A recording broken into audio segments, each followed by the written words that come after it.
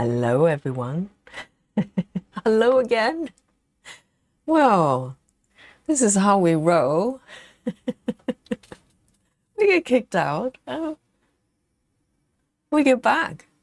So, let me just refresh my thing here. Let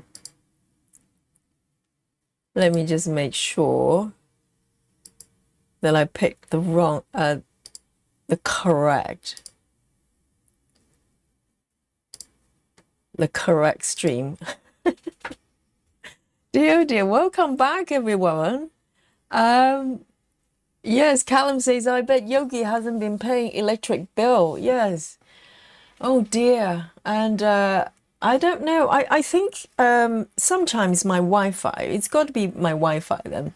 Sometimes my Wi-Fi, it's very, very good most of the time.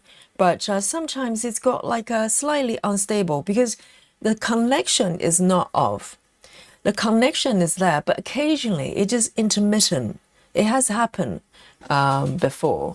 And all it takes is half a second or quarter of a second, off. Whole thing is off. Because if you're just watching YouTube video, you might not even notice this connection there because there is kind of caching and buffering, right? That's kind of, slightly ahead of the time. But with stream is unforgiving, if we're off, we're off. So you guys know by now, you're regulars. And if we get kicked out, we just come back, like we do. And here we go. And, these things are out of our control. So, we can't really do much about it. And hope for the best, hope for the best. Hopefully, part 2 is going to last. Otherwise, we're going to have part 3, so on and so forth. And we have not. Yes, Laura says definitely the ghost aliens. I know. Generally, I think this room I'm stitching in is just haunted. Okay. And and definitely the bedroom as well, considering the duvet situation. And yeah, we just have to work with it. And luckily, we're back. And so far, so good. And the thing is, in the past, if the signals start to get unstable, normally I get some sort of warning. I can see on my screen here, they'll normally have like yellow sign or something just warning me. But we didn't have it today. Everything, up before we went offline, it just says it's excellent. So clearly it's lying to me. So welcome back, everyone. Yes, Lefty's back. Betty Hankins back. Callan is back. Michelle is back. Yes, wonderful. Nice to see you again. Just as wonderful as the first time.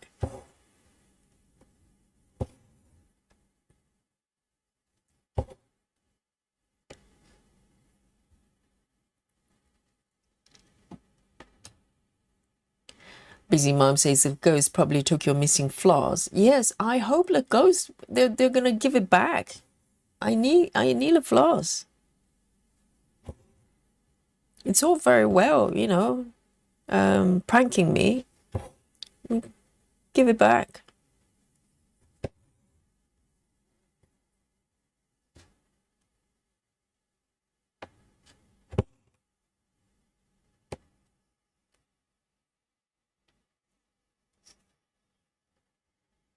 Vega, hello. I think for Vega, it may be good morning because Vega is in Japan.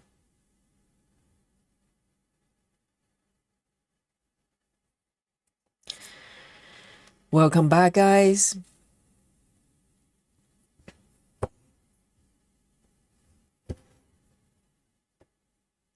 Yes, I think we were talking about Library of Cats, weren't we? And I saw in the chat that some of you are waiting for the supersize because of all the details.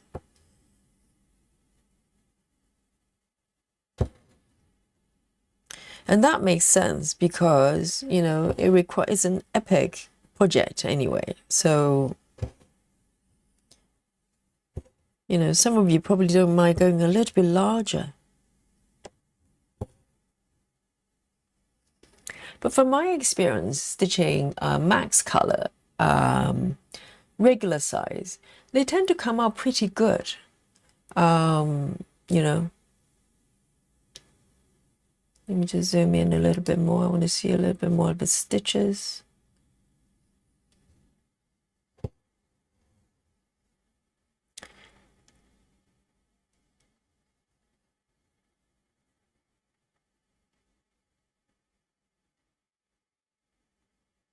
Oh, Heather. Heather says regarding the Library of Cats. Heather says, I asked Michelle. Michelle is the owner of Heaven and Earth, isn't it? She says, I asked Michelle if it would be possible to split it into 2 parts and have both of them supersized. And she said, yes, really? Wow. Because that's what some people or some stitchers were thinking about for the traveler's view. You know, because it is so really wide. And oh, right. So you can split it into 2 charts and both supersize. But how do you find the fabric? Does that mean you have to stitch like 32 counts? Or are you going to stitch 2 pieces of fabric together as well? Can you find fabric that's big enough without going 56 counts? My goodness.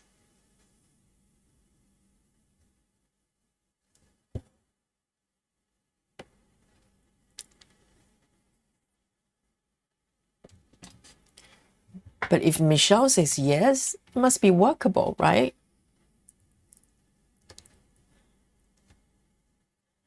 And Heather says, I'm hoping to do one that's about 2,000 stitches cross. What? Because normally max is 999. That's normally the max size that we have.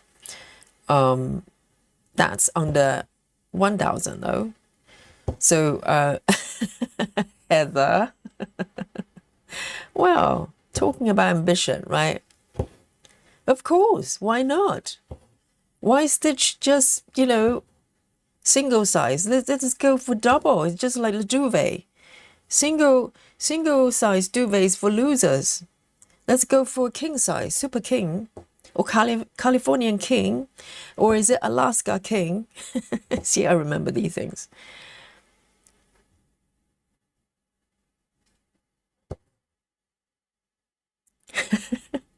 Hi, Bobbin. Great to see you.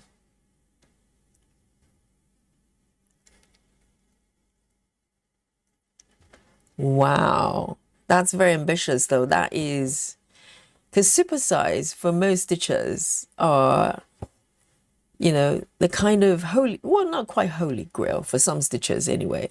But that's as big as you can get for most, you know, most charts. And now we could be doubling that size. I'd love to see how it goes. I'd love to see the size of the fabric.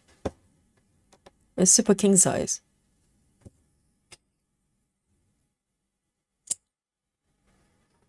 So my connection is telling me it's excellent. I hope it's not lying to me, okay? Okay, I'm going to take another strand of 3A01. I've got 7 more stitches to do. 7A01. Dragon Lady, welcome back.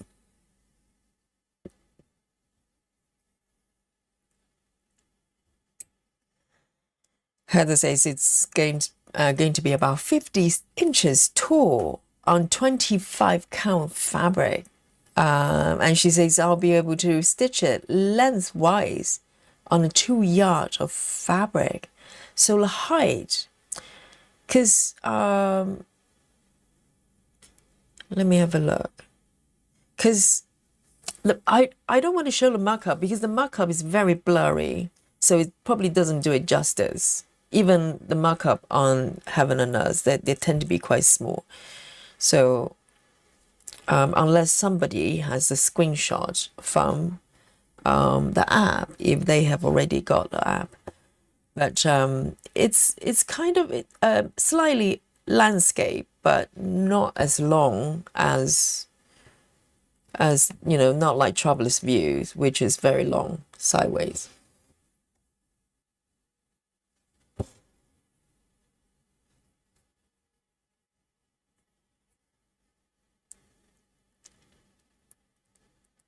Ginny says, I will never finish something like that in my lifetime. But I think just look at most of your pieces and combine them together.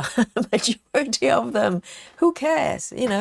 Starting is the important part, and enjoying it, the process, is the most important part. The finishing will take care of themselves as you stitch. Do not worry about it.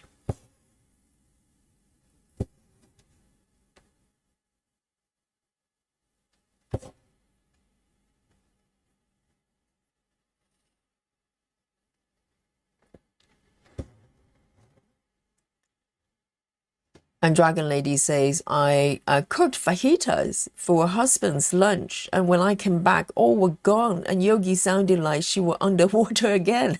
Really? Again? And yes, the moral of the story, and do not cook fajita for lunch, okay? That's the moral of the story.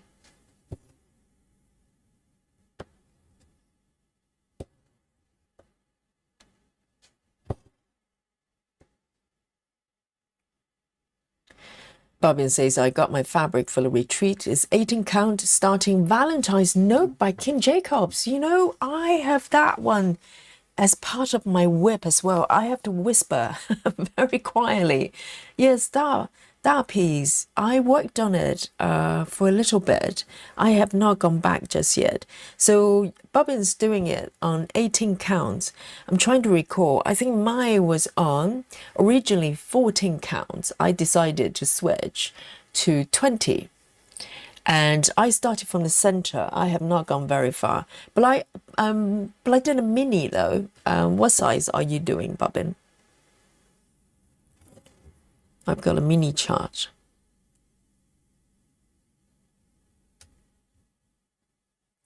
So Heather reckons the double charted Library of Cat is going to be 19 inches by 54 inches. Dear almighty. That's the size of the Super King. It's okay, Dragon Lady, we're here. Dragon Lady, I don't know whether you have been with us with times like this. We went through a period a couple of times, for some reason my Wi-Fi was just playing up for a couple of days. And there was a short period. Every single stream that we've got, it's got 2 to 3 parts, just like that. Because we get kicked out and we just come back. So no problem. This is what we do. So you will get used to it. You know the drill. If the internet is playing up, and we just come back. No biggie.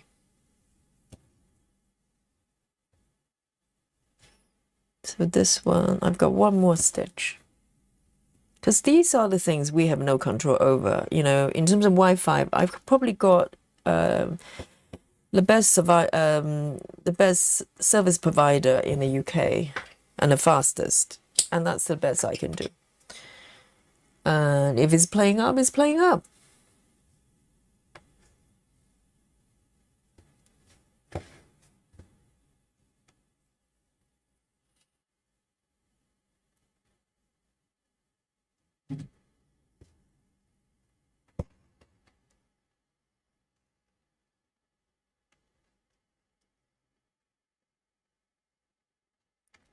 Welcome back, Lona.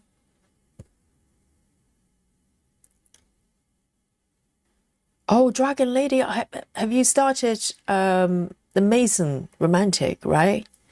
Yes, they're great pieces, aren't they? Classic Geisha and Mason Romantic. I try to say in the French way, but I won't.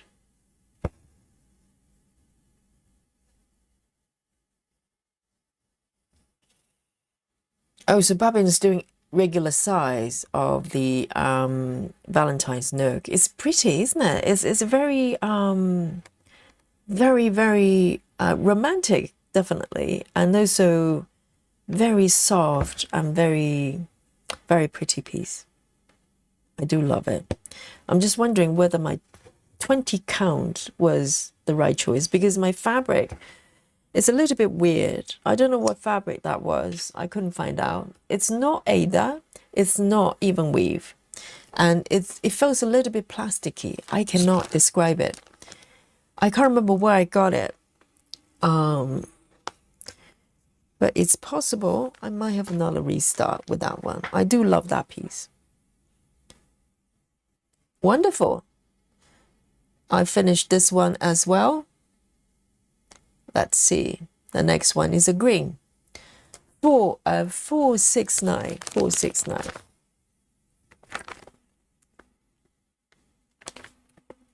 So it's a green here. I've already got. And I've got 31 stitches with this one. It's growing, its number is going up.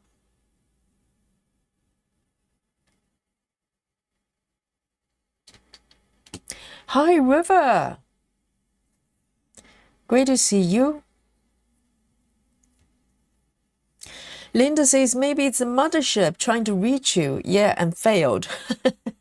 Trying to take me home, I think. The mothership has arrived and tried to zap me home, but I refused. I have things to do here on the planet Earth.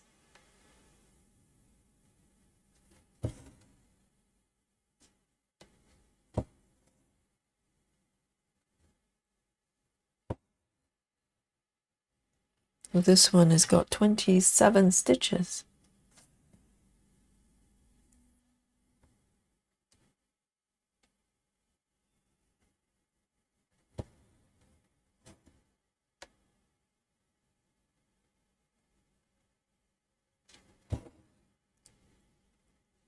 Okay, so 469. I love this green, actually. It's a little bit, it's very earthy. I actually really like this thread. I wish I could buy a master set of this one, but this is part of a stitching kit, and I'm not aware they're selling the floss as well. Just very really robust, and it's great for 14 counts.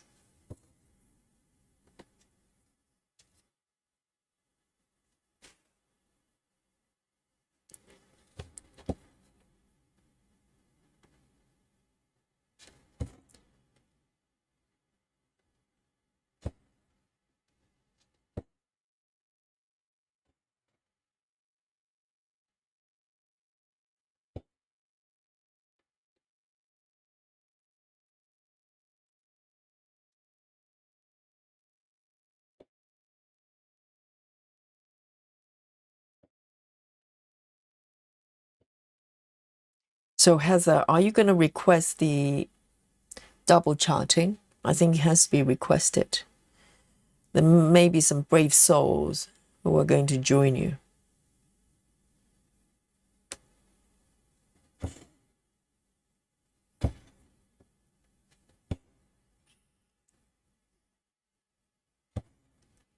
So just in case you don't know already, Heaven and Earth, when they launch a new chart, and I learned this from all the stitchers in the chat as well. Normally when they have a new chart, they kind of release in a default state, which is regular size and regular colors, and so they only create different versions based on requests. So there's a place on their website that you can go and place a request. I think you pay a small fee, And it's a small fee because they later on, once, for instance, if someone requests, like a double charted version, which I don't think exists so far, is it? I don't think there's any other chart. It's got one that's split in two. I have not come across that. If you know, let me know. But normally they ask for maybe max colors or super size or mini or whatever, and so they charge you a small fee as you request it, and they do it for you. But later on, they take that version and release it for everyone else. So it's kind of a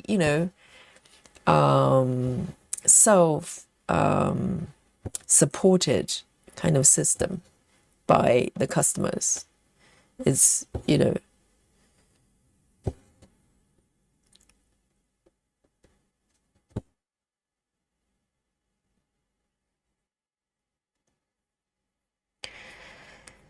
Heather says, I have asked Michelle how to request that service since I want double size and there's a max color. Oh, a max color as well.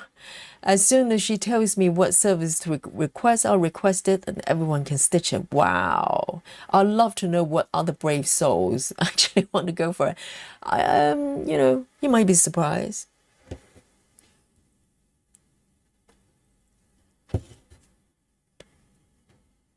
So I suppose you probably can't go below 25, right? With that size. It's just not really realistic.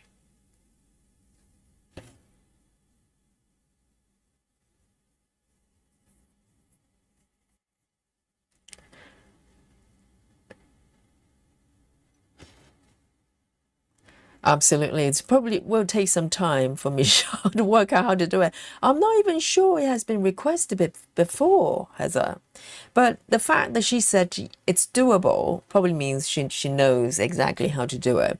Probably just never been requested before. And I wonder why she didn't do that with the Traveler's View. Maybe someone is going to request a two chart combo for that piece as well. It's probably take some time. There's no rush, is there? We've got a lot to get busy with.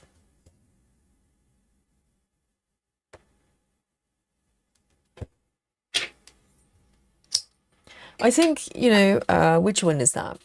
I think Library of Cats probably in need for details, probably even more than Traveler's View. Traveler's View is the trio, one of the trio charts, the companion charts for Traveling Library. I'm going to take one more piece. 469. I've got 14. 469.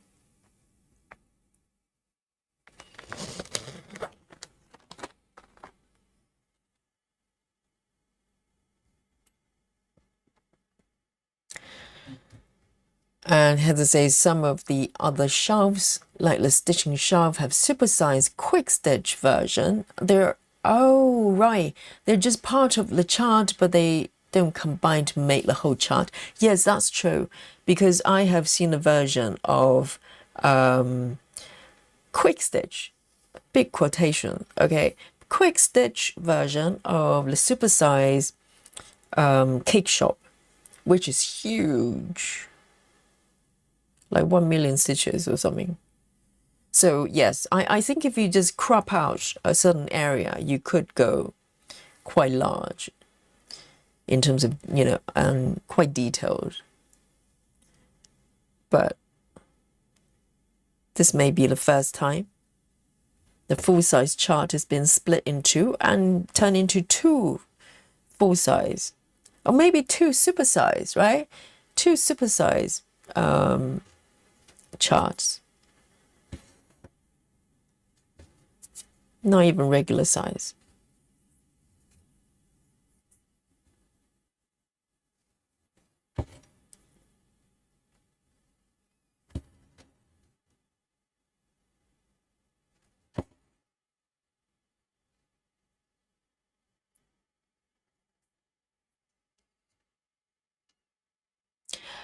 And yes, it's quite unusual, isn't it? Because on the post, I think it was probably posted by Joyce, and the post was from Heaven and Earth group, which I'm not in.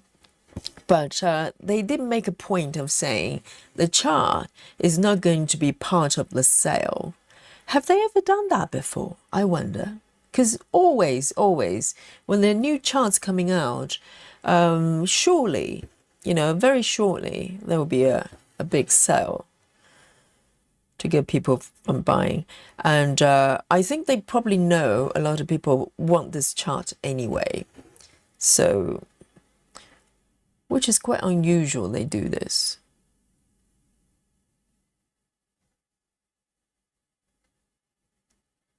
So this chart, whenever I think what they're trying to tell the customers is that if you want to get it now. There's no need to wait because it's not going to be discounted. Fair.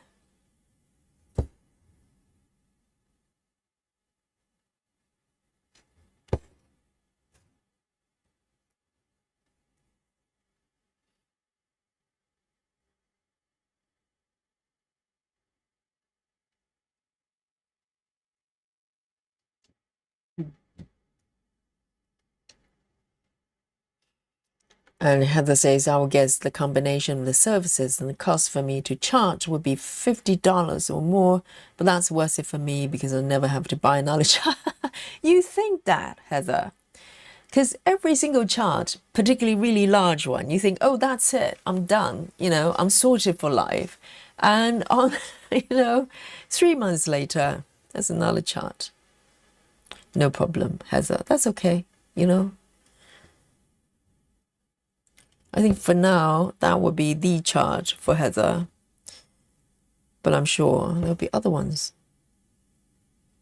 The temptation never stops.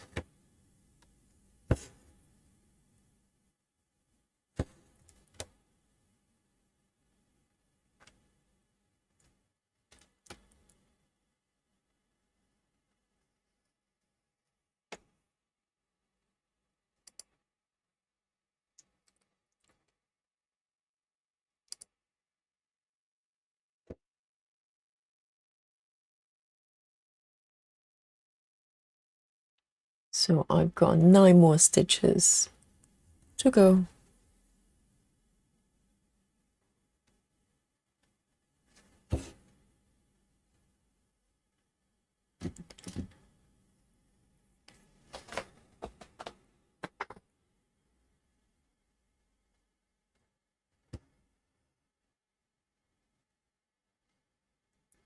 Oh, right. So there are other charts that they're never part of the sale. I didn't know that. I thought if there's a sale, it's kind of blanket, it's for everything.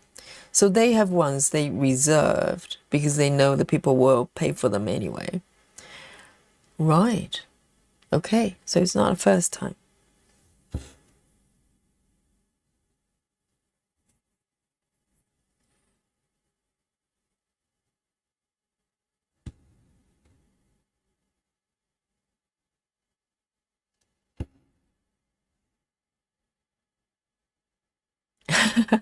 River says I have 50 billion charts. I bet you don't have 50 billion charts.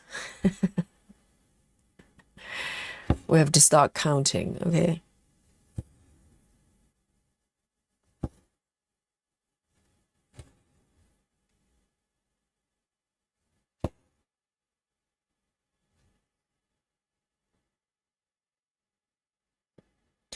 And 4 more. Where is the last one then? There's one, 1, 2, 3. I can see 3. Oh, it's a treasure hunt. Okay then. I found it.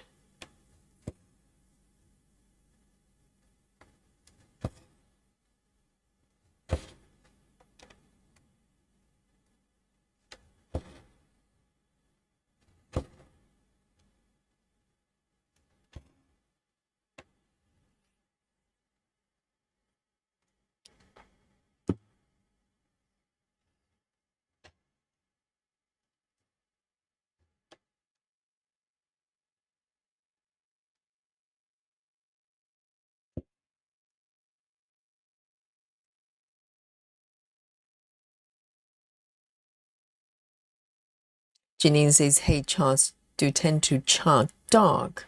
Sometimes it's a problem. A UFO, a dragon muse chart, because the face of the woman was way too dark for me. I remember a while ago, it was some posts from Joyce as well. I think Joyce was trying to stitch a lady, kind of a, I can't remember the name of the piece, but lady kind of stitching. It's kind of a period piece.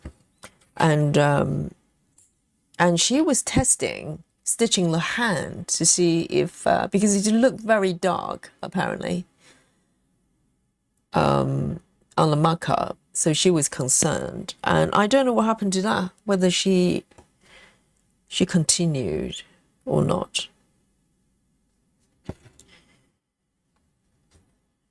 But you know, if you're stitching Kim Jacobs charts, you don't have that problem because everything is kind of in the air stitching territory. No problem with the darkness with Kim Jacobs.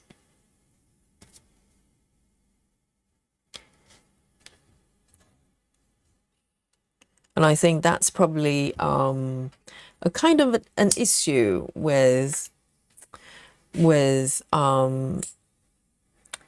this type of charting, because I don't believe they actually do any testing, right? Because back in the days, or maybe some companies still do, and we have come across you know, people in the chat, stitchers in the chat, they actually stitch for companies to do tests or to do display pieces for them. And I don't think heaven and earth they do any of that, maybe in the earlier days. And once they get comfortable with the software, they probably just trust the software to do it correctly. But ultimately, you don't really know until it's stitched. You know what I mean? Because with the representation of the swatches on the screen, some might be relatively accurate, some might not be. Who knows? And without testing, you know, the actual stitching, the actual piece, you just don't know. And I just don't know for companies like Heaven and Earth how they can go about even doing tests on their charts. First of all, they release tons and tons of charts. And also, you know, they're large. So it's a bit of a gamble, isn't it? I think what they can do is maybe they can have stitchers. They qualify as kind of just like a stitching athletes for them. You know, someone like Komari, you know, and maybe a few others, alien stitchers. They get free charts and maybe some sponsorship for material, and they can just keep stitching, and you know, Heaven and Earth can use that as a kind of a guide to modify, you know, the way they chart.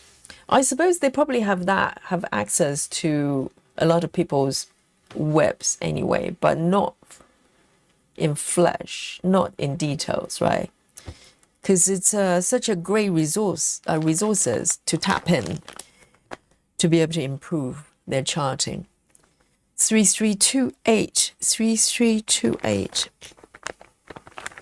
You know, because you can just form an army of alien stitchers, and they just, you know, stitch all your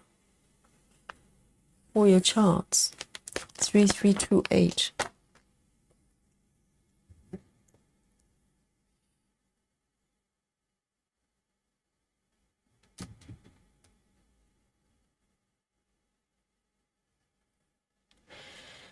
Heather says it can be a challenge to get the colors right when using automatic conversion program, anticipating what it will look like with a reflection of light on the stitches, part of the challenge. Yes, because if we look at the markup, I don't know whether if you're a professional chart creator, your software is able to simulate what the threads will look like, you know, more than what we have here. Because, you know, with the markup programs, we can look at the full markup as well. And that gives you a fair indication, not exact, right? Depends on what threads you use. There may be some variation there. And probably most charts can probably do quite well, even just for a digital simulation. But I'm sure there will be times when it doesn't work out exactly like the markup. It is a challenge because they're so prolific with, in terms of the volume, and I can't imagine how they're able to test effectively.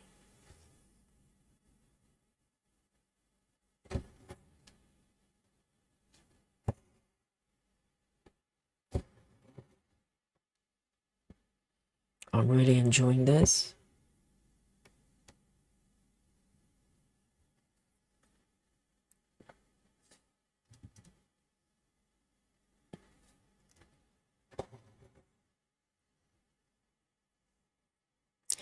And Heather says if a picture has a lot of different levels of contrast in different areas, the program will tend to apply some process rules to all areas. Yes.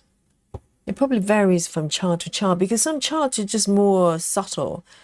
I think when you have a chart with a lot of contrasting colors, you probably do better because I think is when you have a chart that's very, very subtle in color transition.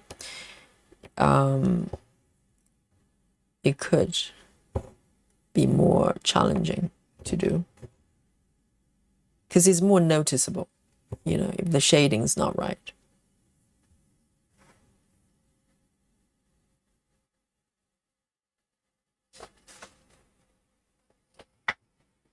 Janine says overall the hate charts are wonderful, but if charts darker overall, I steer clear of them. Yes, me too. if the entire piece just looked black or very, very depressing and very dark, yes, I stay away. Way, really far away. I like colorful pieces. A lot of images that I see with stitching patterns, they're very moody, really atmospheric and really subtle, really beautiful. And I like that image, but as soon as I kind of get into if I were to stitch it, how I would go about doing it, that's when, it becomes a deal breaker. You just know, no. Not going there. No chance. Bobbin says, yes, I tossed a Hay Thomas Kincaid by pulling the floss. You mean frogging? What do you mean pulling the floss? A bright rare heart was charged by DMC 3328 dark salmon. Dark salmon? But the salmon is not dark. Salmon's pink.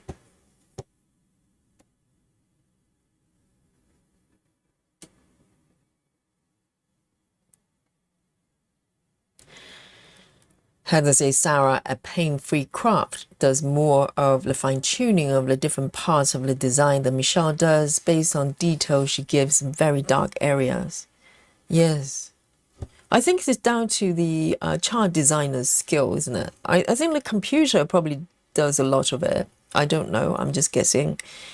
But it's the fine tuning that counts. Otherwise, you just hit a button. You have the image, you hit a button, it generates something. But it's what happens after that that's important, isn't it?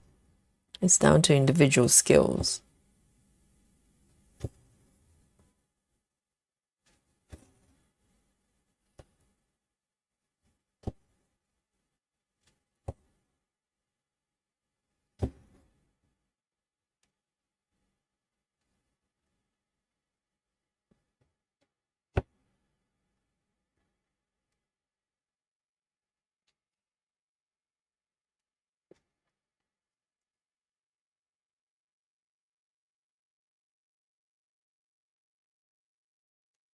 Oh, Mandy Moran has a request here.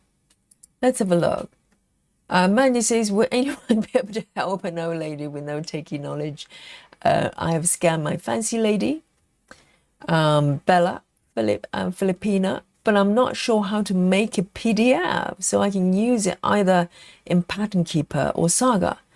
When you say scan, do you mean scan a paper chart?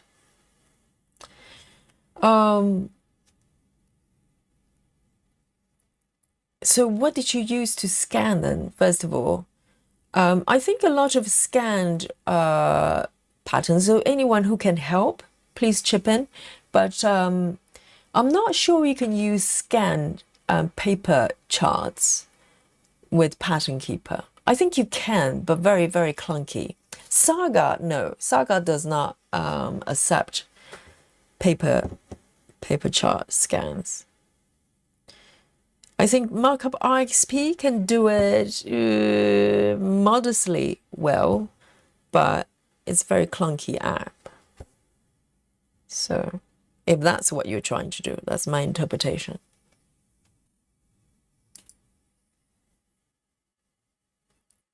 But if you hit save from whatever app that you're doing scan from, you should be able to save it as PDF because it's one of the most popular file format. So Janine agrees. The Pain-Free Crafts does a better job. They definitely did a really good job with 6 portals. I was quite surprised by the details because just looking at the markup, I knew it was kind of quite intricate, but until it was stitched, I was looking at Nikki's work, just this tiny chunk in comparison of the whole piece. It's beautiful. It's just so clear. All the details are captured.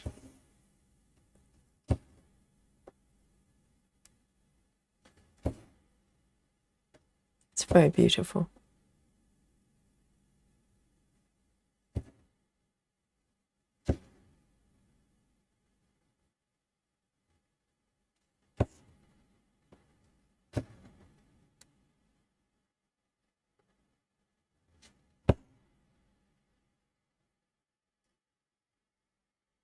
Sarah says, what's wrong with black? Yes, exactly. Well, nothing if that's supposed to be black. Sarah stitching black on black. Of course, nothing wrong with it. Yes. Well, there's nothing wrong with it if it's supposed to be black. Otherwise, there's a lot of wrong with it. I think shading when it's very subtle, it's difficult. And also, I was looking at Joyce's piece when she was doing the test for the arms. Yeah, it's to do with the lighting and the color of the skin and, overall shading. It's tricky if you never, perform any kind of tests for the piece. It's hit and miss, hit and miss.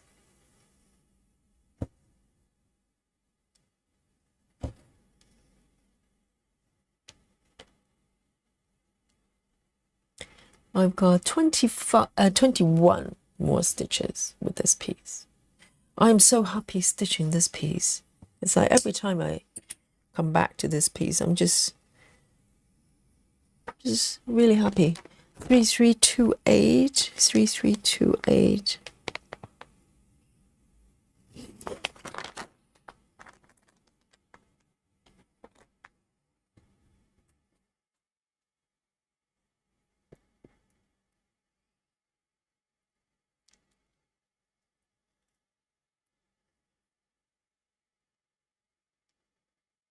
Hi, Samantha. Good to see you.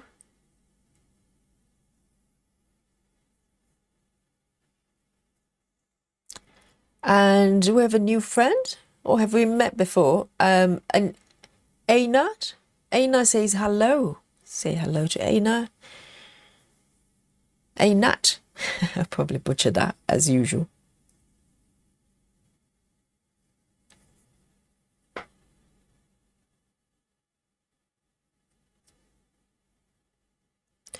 Alona, I agree with you. Yes, there should be a marriage, a threesome of Saga, Markup, RXP, and Pattern Keeper together. Yes, any developers out there? And I think that app will have to be created by someone who stitches, because they, you need to understand the nuance with stitching and what is important. Yes, they should marry all three together. Who can make that happen? Please raise your hands.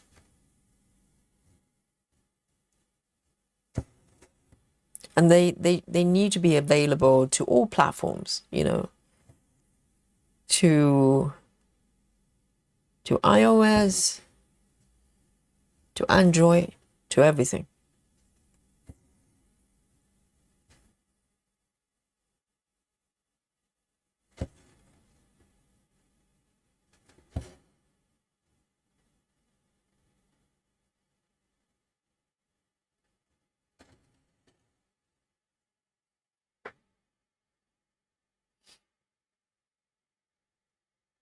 Amanda says, you've gotten so far, it looks like your fabric has candy sprinkled on it. I know.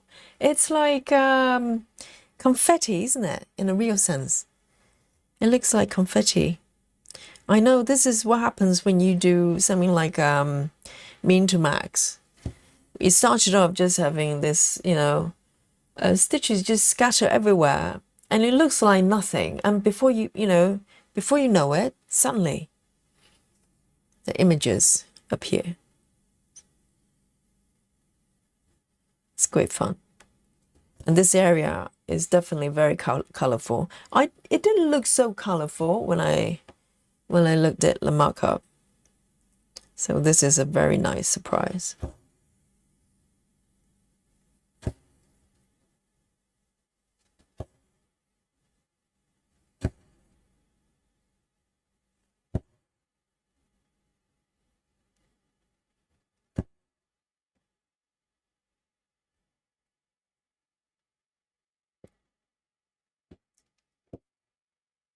Oh, and cross stitch paradise as well.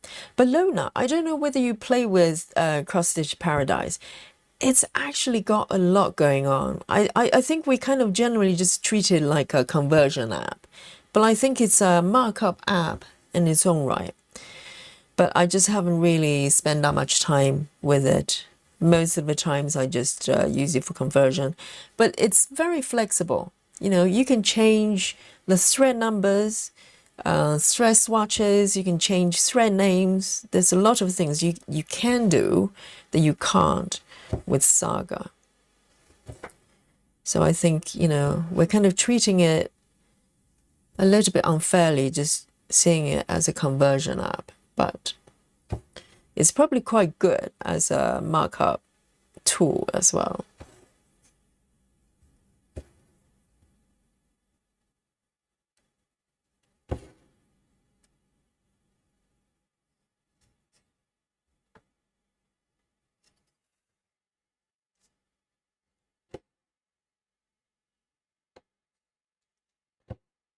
So according to Lona, it's going to be 4 apps together, okay? So we're now not talking about a threesome. We're talking about a mini-size orgy going on there, Lona. It's it's all happening. It's all happening here.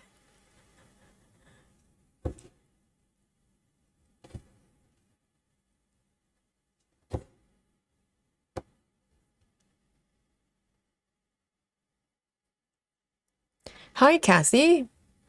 Welcome.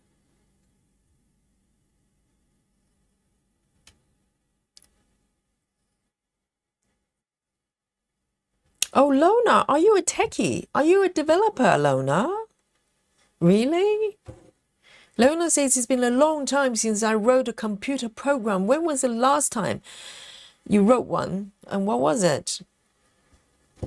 We're not talking about Windows 95, are we? Oh, Lona says computer science was my major in the 80s and 90s. Wow, I didn't know that. I knew Lona was, you know, this is, you know, this is what this is about. We discover things about stitches because it probably just proves no one is one-dimensional. Because when we talk about things, I have a certain images of each, you know, stitcher. And as I, you know, I probably talked about this before, I kind of mentally assigned a voice for you individually, and particularly regulars. I mentally, for some reason, I just automatically, I can hear you when you type, and also I have a certain idea of you know of what you are based on what you talk about. And I knew Lona was a model stitcher um, for for some companies. So that's why Lona is very knowledgeable and also stitching really fast. And that was kind of all I knew. And now we know. Lona is also a techie. And that's a compliment. I work with a lot of techies. I love them.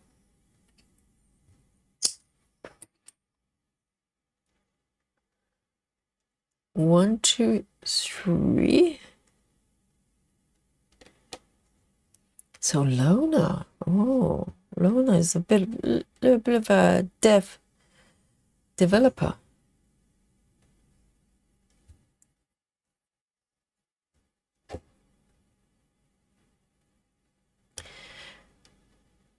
And I think we not only have certain ideas of other people, we probably do so for ourselves as well. We have kind of an identity, don't we? Because for my previous life, before I became a yoga teacher, I was a not quite techie, but I worked in technology. You know, I worked in digital design. I worked in usability.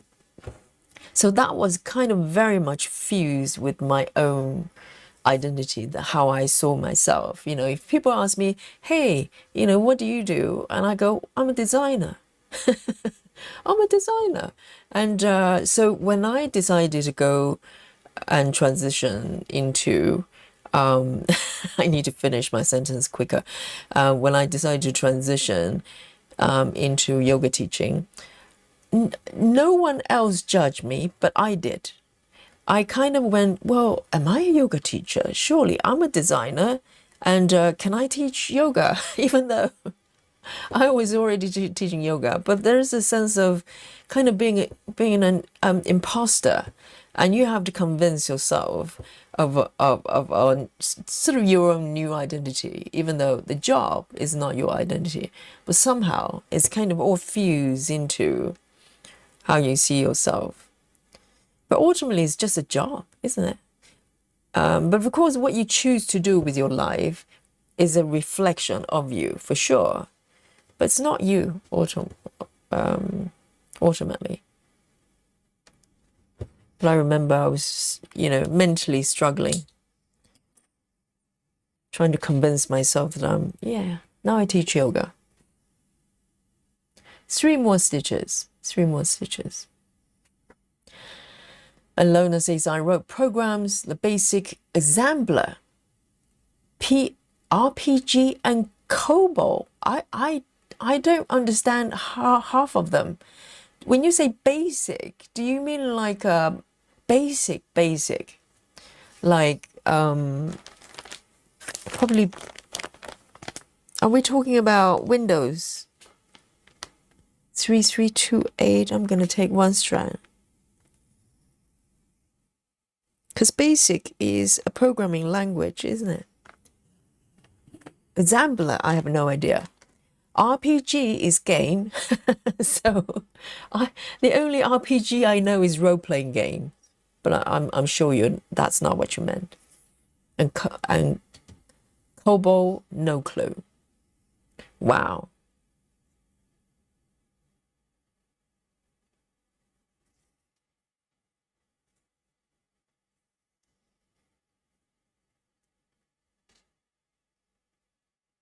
There's 3 more for this one.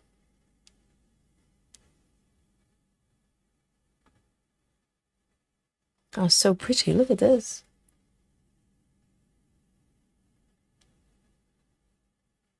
If then. What is RPG2? Is it programming language as well? Are we talking about gaming now? I have no idea.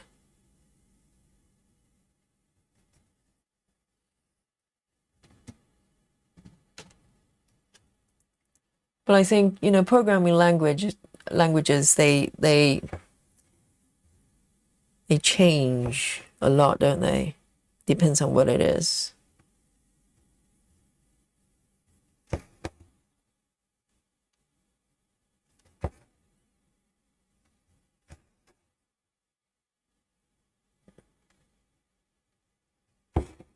Two more.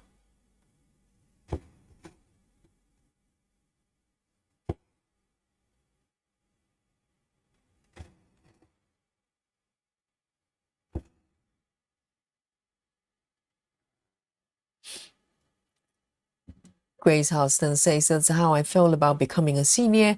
I feel like an imposter sometimes until I look in a mirror.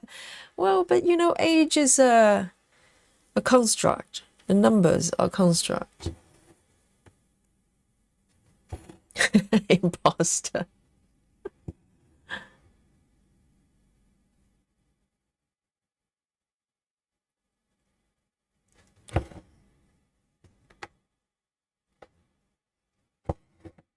But the thing is, some people feel like, even innerly, they probably feel like they're still 20. But for some reason, people tell them they should be wearing certain type of clothes or have their hair a certain way because they're a certain age. I just don't think you should allow that to happen. If you feel like you're 20, you're 20. And dress like you're 20. And act like you're 20. Why not? 3328. Because that's your real age, isn't it? What you feel inside is the real age.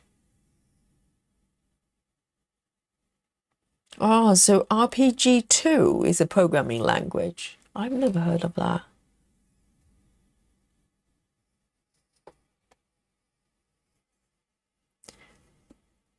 Oh, Lona just showing off now. Look at this, guys.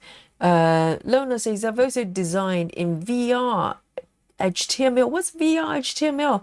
Are we talking about VR as in virtual reality HTML? I know HTML because of what I did. Otherwise, no clue. Janine says, my brother just called me to wish me happy birthday, and he is programming his AI computer. He named Candace. What? He's got AI. What's an AI computer? But computer is kind of AI by default. And Janine, yes. Janine and Laura. Is Laura in the chat? Has Laura come back? We're going to celebrate. It's going to be a chocolate time in about 5 minutes. Is Laura in the chat? Or have we lost her? Come back, Laura. We need double birthday. And, so your brother's got a computer and there's got a name. Oh, Laura is here. There you go. There you go. Then we're in very good place. We're all set to go. For a bit of a spot of celebration. So guys, if you just joined today, we have 2 birthday girls in one room right here on the same day. Dun, dun, dun. Yes, indeed. It doesn't happen very often, okay? And for 2 of our favorite stitchers here, and it's their birthday today, and Janine's got a birthday start. Laura, have you got a birthday start? Yes. And guys, get your emoji buffet ready, okay? I know it requires a little bit of preparation, and I'll personally request kale for Janine, okay? A kale buffet. And also Laura, what does Laura love? Does Laura love avocado and pineapple pizza? all are, all are delicious, delicacies. And why don't we start now then? Instead of yoga, why don't we do a birthday celebration right here, combined with chocolate time? What do you think, guys? And tomorrow we'll do yoga, okay? We'll do yoga tomorrow. But today, let's get together. Oh, already Janine is providing her own kale. Just ignore the stop sign. And I think Janine's preparing her own fresh kale. And guys, round of applause for our two birthday girls. And girls, I remember, okay, I did promise to sing for you. And you guys are very lucky because last night my vocal coach actually came for a visit. So my vocal coach, vocal cord is warmed up, okay? But please, guys, lock away. I know our stitchers have pets and everything. With your pets, just lock them up because they tend to react to strange noises. So if you have cats, dogs, guinea pigs, chinchillas, birds, whatever fish, lock them up, okay? Keep them in one place, and just in case they try to break out and escape. All right. So guys, while you bring on the buffet, the more buffet you bring on for our birthday girls, which is we have Laura and Janine. The more I'm going, I need to warm up innerly to build up the kind of, the passion for my song, okay? And yes, bring on the buffet, will get me excited and I'll start singing. And maybe that's not what you want, I don't know. Okay, yeah, bring on the emoji buffet for our stitches and round of applause, yes. Here we go, okay? As the emoji buffet is flowing in, and with some kale for Janine, and some avocado for Laura, and maybe some pickles. I mean, Laura likes pickles, okay? And some pineapple pizza as well. I'm going to say, happy birthday to you. Happy birthday to you. Follow me, guys. Happy birthday for Laura, for Janine. Happy birthday to both of you. Oh, round of applause. That beautiful thing. A beautiful singing there. My vocal coach will be so proud of me. And yes, happy birthday. Thank you. Thank you for being you. And I know I know my floss is probably in Janine's fridge, okay, but all is forgiven. I will try to get more floss. Yes, happy birthday to both of you. Yes. Were you singing along with me? Why do I feel like it's just a low voice? Yes. So, and to celebrate, of course, we are going to have some chocolate, okay? Chocolate. And tomorrow we'll resume our yogi time, our little spot of yoga, okay? But let's warm up with a little bit of a chocolate here. And here we go. So today, thank you, Michelle. Michelle, make sure you. I hope your cats and dogs, if you have them, they all they all locked up properly, because they tend to escape, react to strange noises. So here we go. Yes, and the voice training session with my vocal coach is really worth it. Really worth it. Yes. Cheers, guys. Happy birthday to both of you. Delightful, delightful, ladies. There you go. Yum. Lefty, were you singing with me? Seriously. Yes. Oh, delicious, delicious.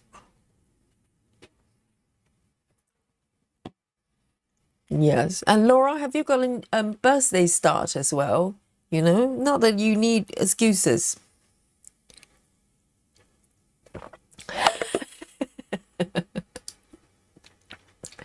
Michelle says, my dogs are used to strange noises. I have all boys.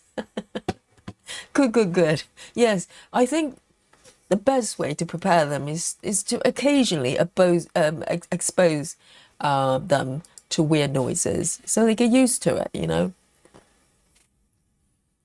Very good, very good. Yes. Well, a delicious buffet that we're enjoying. And chocolate. So good.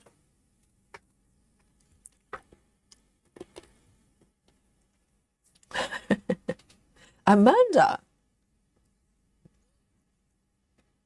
is it your birthday as well? Really? Is it Amanda's birthday as well? Rajal says Yogi missed one birthday wise. Who? Is it Amanda? How could I? Can someone confirm whose birthday I missed? I'm gonna sing it. I'm gonna sing it one more time. Just sounds like a threat. Sounds like a threat. Oh, Laura says I have few new starts this month. Yes, there you go. Make it multiple start then. So whose birthday I missed? Is it Amanda? Oh, Amanda! I have no idea. Hang on. So today is triple birthday. Guys, it's completely my fault. I probably missed it in the chat, in the chat, okay? So I know. Can we just bring some an emoji parfait just for Amanda, please? Yes. I know because, you know, just for Amanda, because I missed it and it was my fault.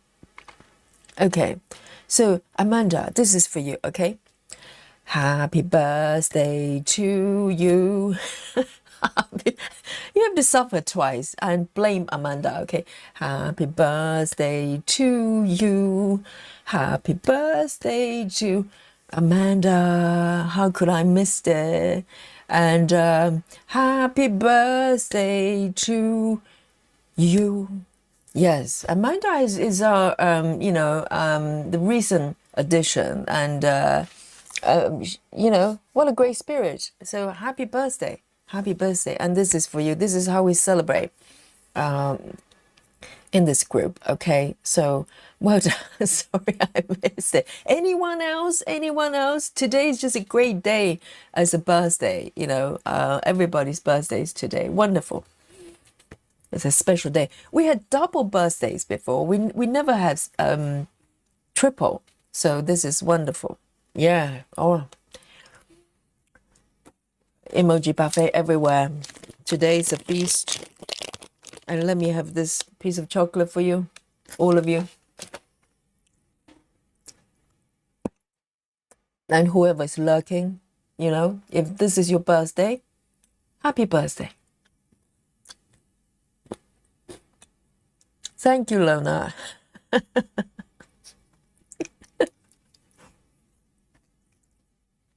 Delicious, this.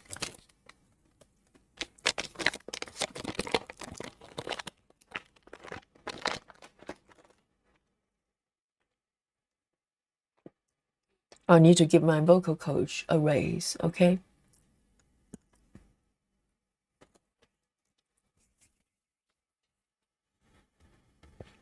Delish. Delish.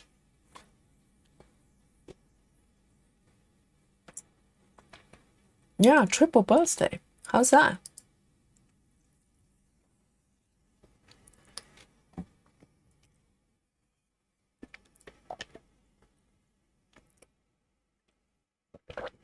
And for everybody, this is still 31st March, right? So we're not sort of cross time zone.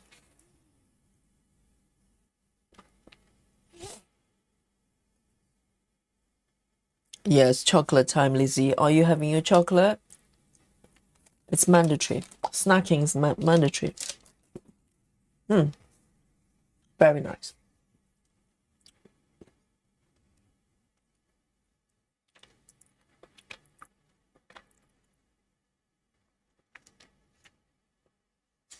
This bit is so colorful. All right then. The chocolate is really hitting the spot. 647. 647. Delicious.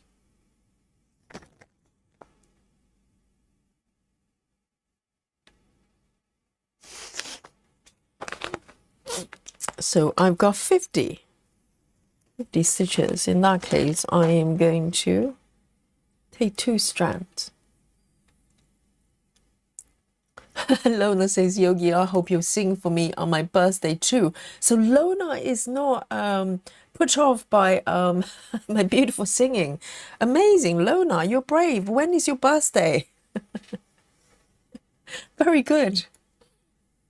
I'll keep my voice training going, you know. It's important.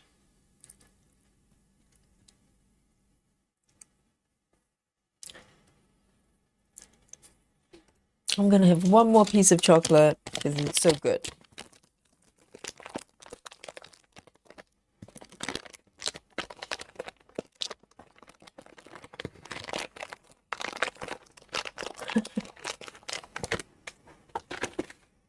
Cheers, guys. Oh, Lona is June, 8th of June. I have plenty of time for my vocal training. Wonderful. Yes, by then it's going to be opera style, okay, Lona? By then I'll be an advanced singer, and it's going to be an operatic rendition of birthday song. So you're in for a treat, Lona.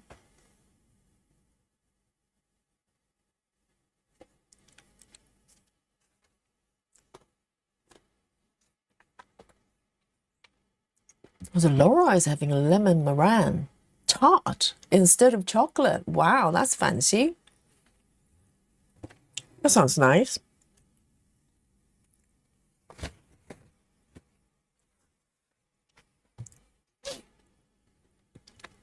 This one I've got 50 stitches.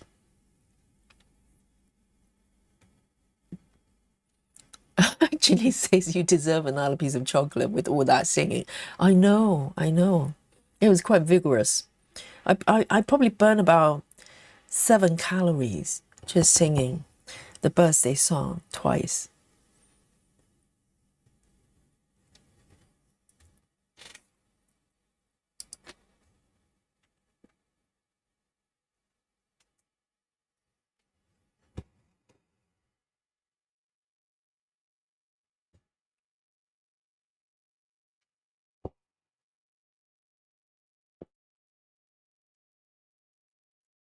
Michelle Fuller says it's very humbling when someone sings to you. You feel so special.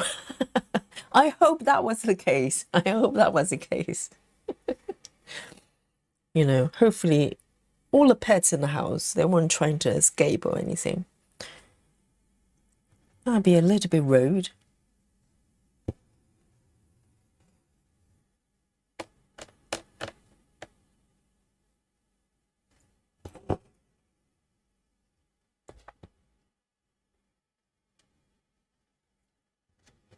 Yes, Lona. It'd be a special edition of birthday song for Lona.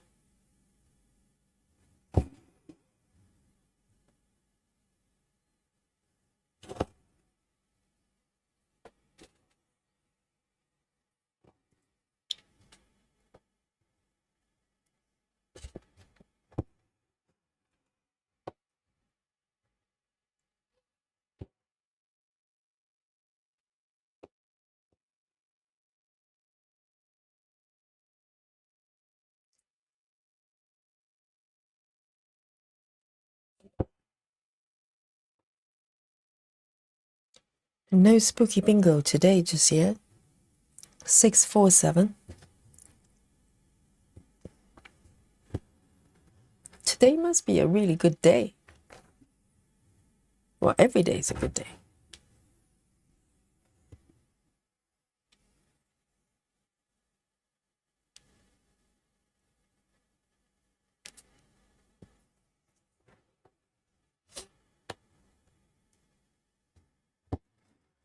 Janine says, so I'm doing my new start on 18 count Ada.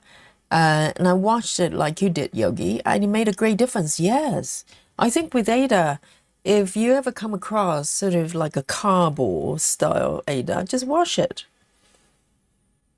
It will soften. And I'd love to see which piece that you're stitching. I know it's from So Beautiful, but I don't know. Is it from the same artist that I'm doing?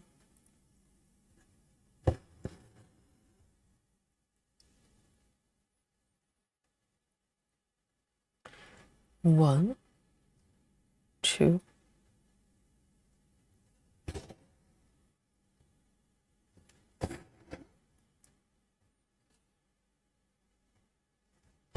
And what I love about this thread, which is Egyptian cotton supplied by the kit, is because the threads are so robust, I'm able to cut the pieces. You use the pieces that is actually quite long. I'm doubling the normal length, and I love pulling the threads, like one leg at a time. I just love it. I know it's not efficient. It's probably slower, but who cares?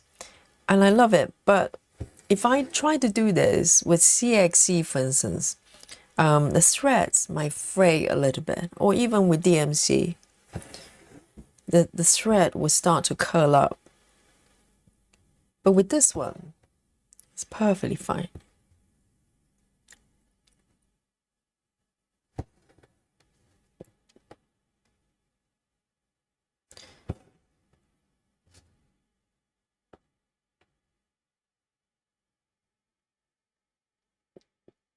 Lona says, both of my cats woke up, run off during my singing, Lona. Is that what you're suggesting? But that was before you started singing. Okay, that's fine. And did they come back? Did they go, whoa, what's that beautiful sound from heaven? And they just came back? Oh, Lona. Yeah, animals know. When they hear something beautiful, they're drawn to it.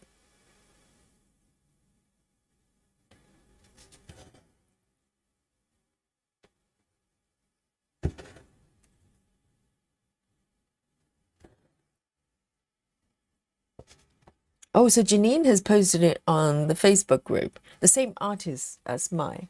Let's have a little look. I'm curious. And what size are you doing with that? So you're doing on 18 counts, did you say? Or, yes, 18 counts. Let's have a look what Janine's working on. Oh, okay. I'll show it to you. Do not worry.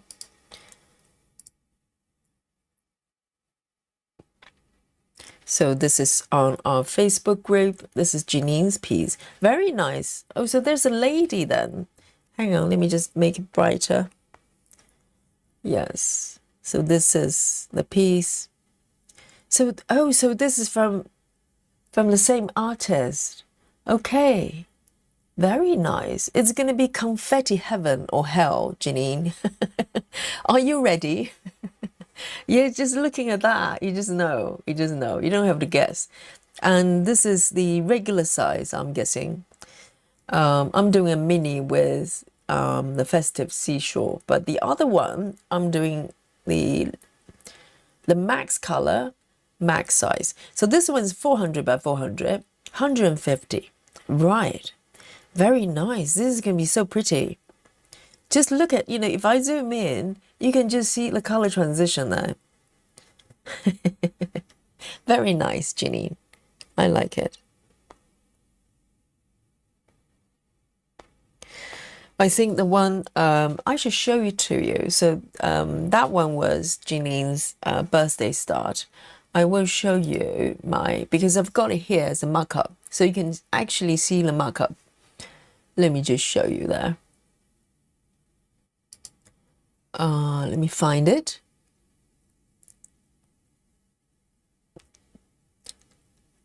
Okay, so until last time, I was showing you the mock-up from the website, but this one is actually on my app. Beautiful, isn't it? Look at that.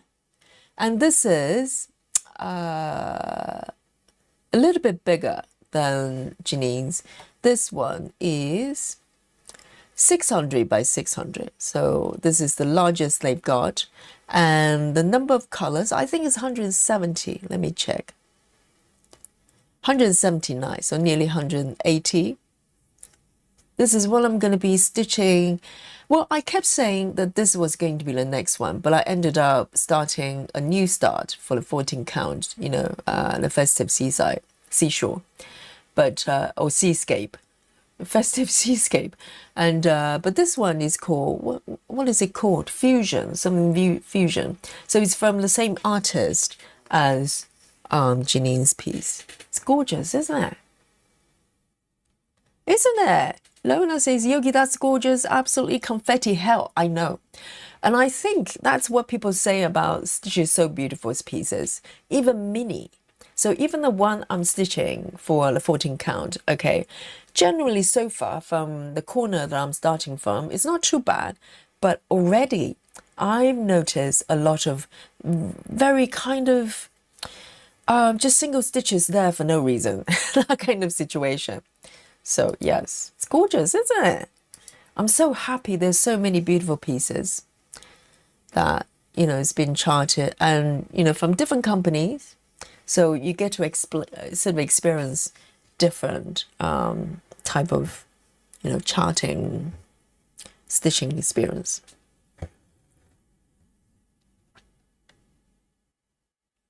Yes, that's gorgeous. And I'm waiting for the urge to come because normally I don't plan to do something unless I have the urge. I don't start anything new unless I have the urge. So I'm waiting for that urge and go, yeah, I have to stitch it now. I think it may be soon, but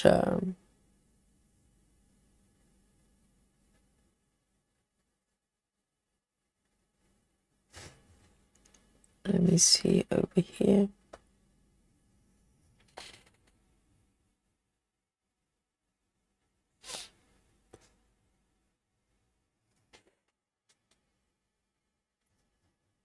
Sarah says, I want to start one of those hearts too. Yeah, go on then. So this artist, what's her name? Is it Carla? It's Carla Jura? No, that's a different one. That's the other one I'm doing. This one is called, I can't remember now, but someone in the chat probably knows. And, but pretty much every single piece that she's got that I've seen on Stitches So Beautiful, they're all around sort of heart shape, kind of themed. They work, you know, everything's kind of worked around the heart shape, which is very unique. It's kind of her thing.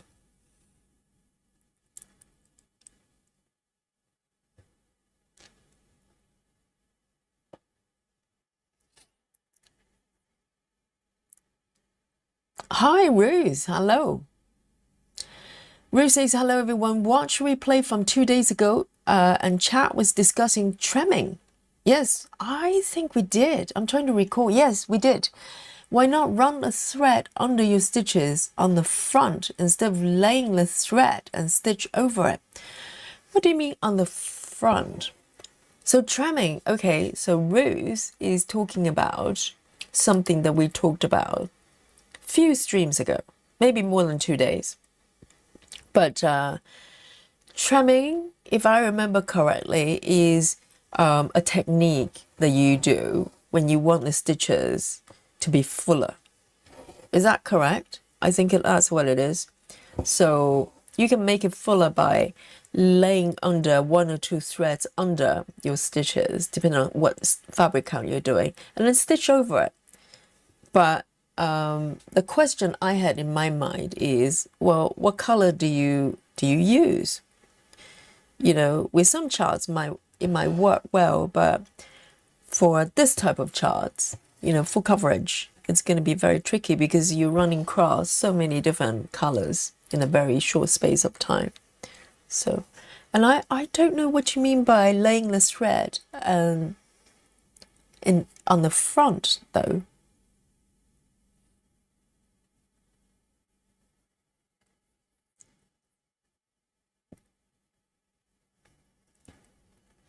So Lizzie likes that chart as well. It's gorgeous, isn't it? I love the style as well because it literally looks like painting. It looks like a painting. So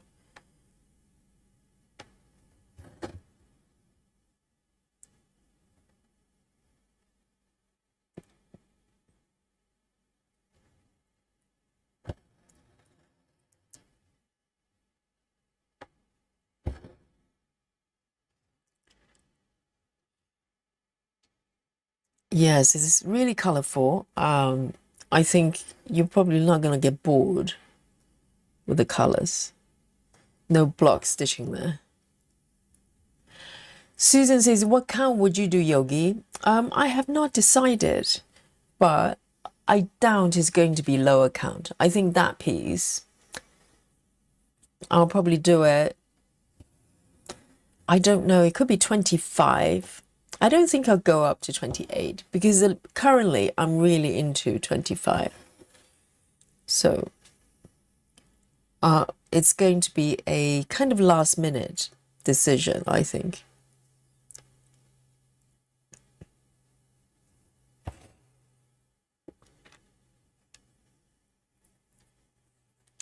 Yes, Lizzie, thank you very much. So the artist's name is Adrian G. Ayer. I think it's a lady, no? Adrian? Could be a guy.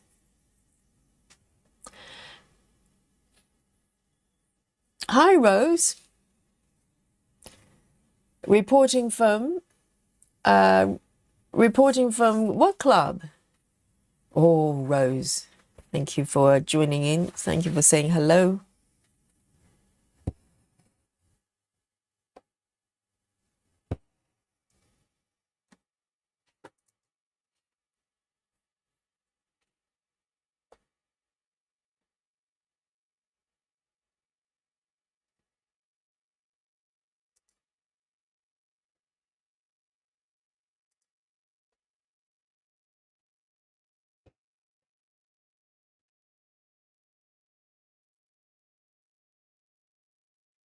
And I've got 35 more stitches with this one.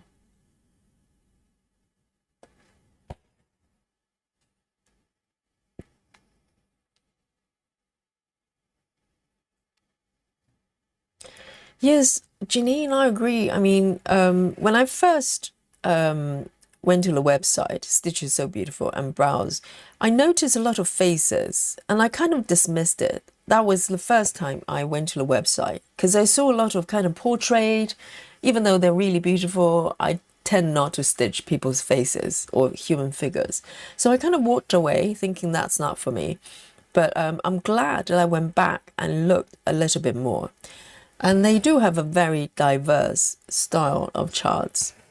And yeah, some very unique artists there. Very unique artists.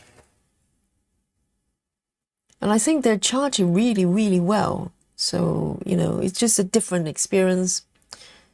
And I'm really looking forward to doing more of their charts. But then again, I did say this year is going to be, you know, venturing out of maybe Heaven and Earth charts and do more of other companies' charts. But of course, you know, it's totally based on whether I love the artwork or not.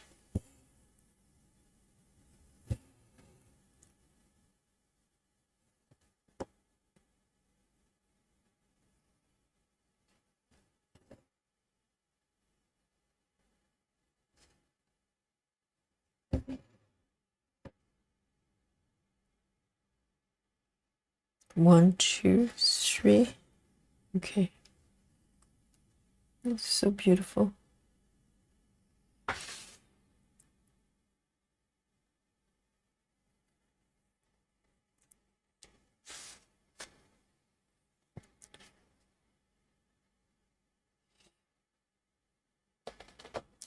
So Janine, where on the chart did you start? Let me guess, upper left. But that piece, I can imagine there may be some air stitching involved, right? Because my chart is a lot more colorful, more sort of strong colors, but yours is very, very subtle.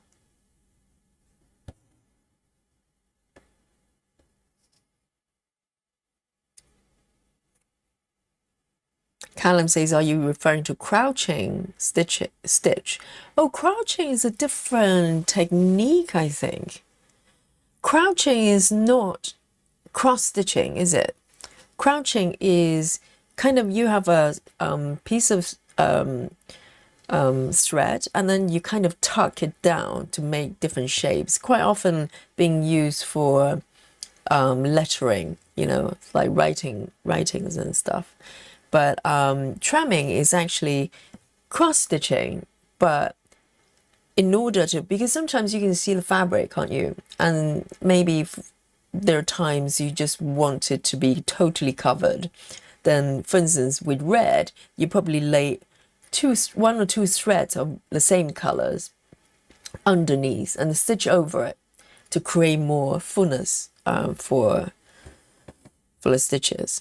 But of course, I think if we're talking about just, you know, the same color within the same area, it's probably doable. But if you have, like, you know, color changes like this, it's probably not going to work out. It's an interesting technique. I didn't know that it existed.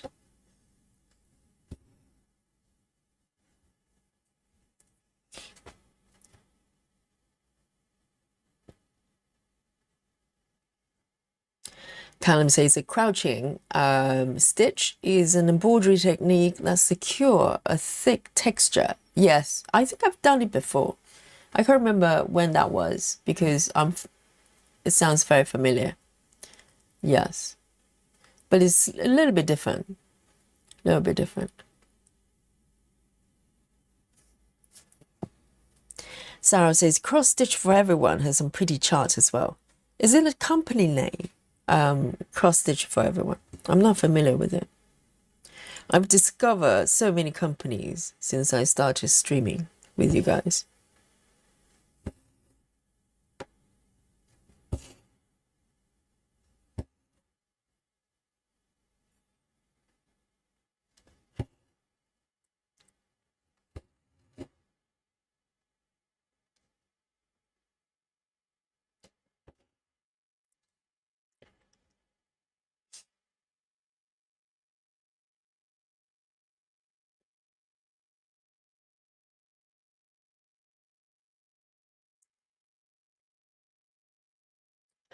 Lizzie.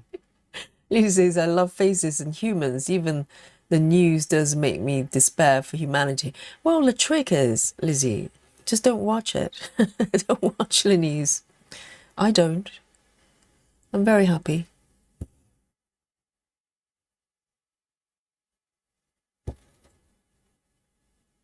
Oh, have I, what's happening?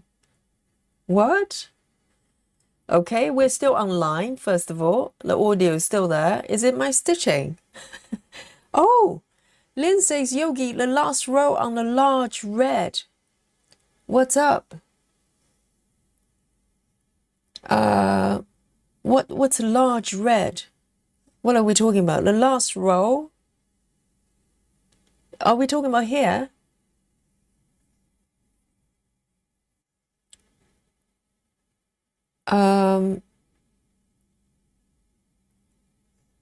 Lynn, where? Are you pointing toward, are you talking about this blob? 1, 2. Oh, is it one stitch missing? Are you talking about this one? I can see one stitch missing. Is that what you mean, Lola? The gap? What gap? The gap. Huh? Missing dark red stitch. This one. Are we talking about this one? Because on my chart, this one was marked. Is that what we're talking about? Yes? Oh, good, good, good. Then in that case, I can fix it. I can fix it. Do not worry. Do not worry. I will remove it. Or maybe I will stitch it. No, I will remove it because I don't know which one this is. Okay, so currently I'm here. I will come back and to remove it. I'll finish my current color and I'll come back and oh, nothing escapes the chat. At least one person is still watching. That's Lona and Lynn as well. At least 2 people are watching. Good. And so, yes, let me finish my current color so I don't lose track. So it's that one, right? So no reverse stitching is required because it's basically, where am I? Here. Okay. Lost track.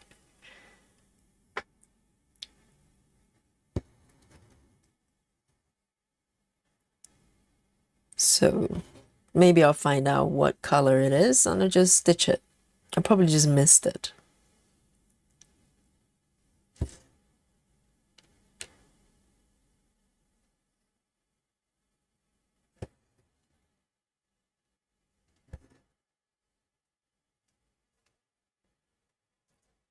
Lynn says, my eyes are working tonight. Well, definitely. Laser sharp. Yes.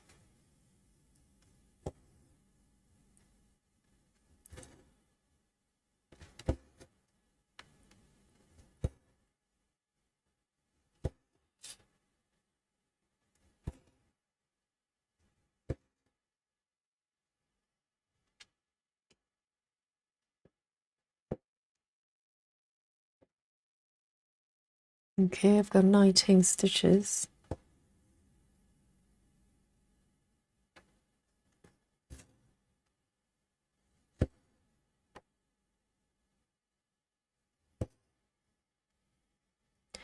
Oh, Lona says, have you designed our Where Am I t-shirt? Oh, it's still being worked on, okay? It's going to be a masterpiece.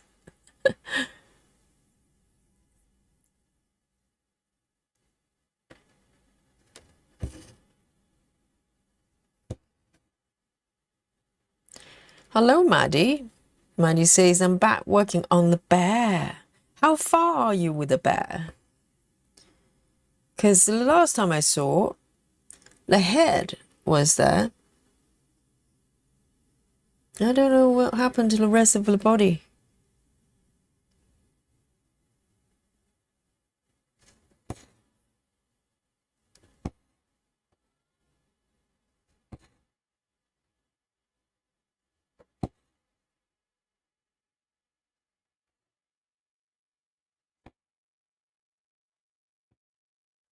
And I want to give you some update of the Lily situation, okay?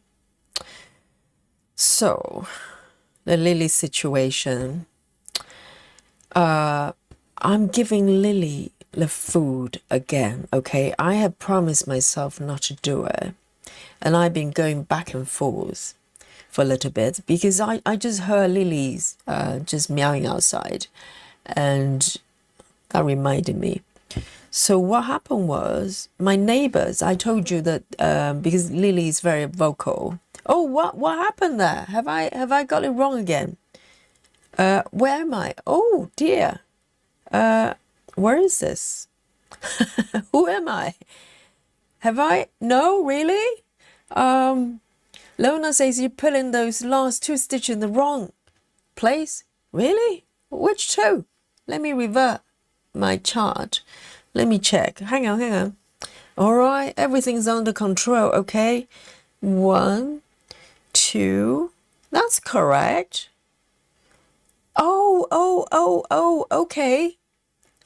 No, it's correct. So these 2 we're talking about.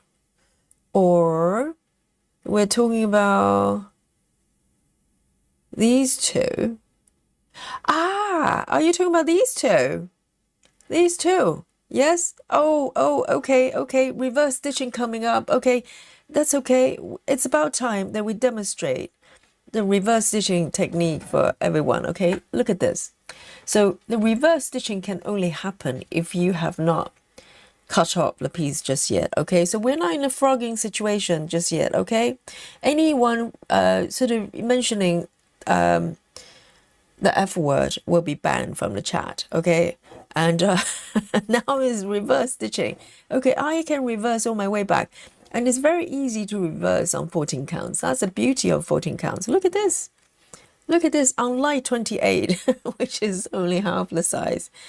And 1, 2, 1, 2. Okay, I can find my way back. I'm not that far away. I'm not that far away. Just one stitch away. And there we go. Here. Yes, it's supposed to be over here, isn't it? See, this is looking so similar. I was looking for the gap in between two stitches. And it's actually supposed to be here. Well, there you go. Yeah, the chat is watching. Oh dear. Yes. Oh, crisis averted. Crisis averted.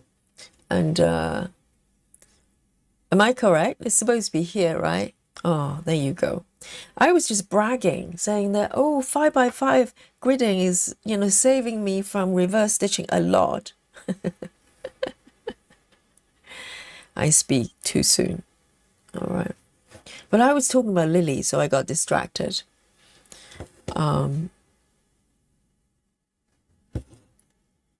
So Lola, it's okay. It's here, right? Good, good, good. All right. Busy Mom says, Yogi, you need a reverse frog. Yeah, just a frog walking backwards. All right. Yes. I think what we need is a frogging machine, a lawnmower.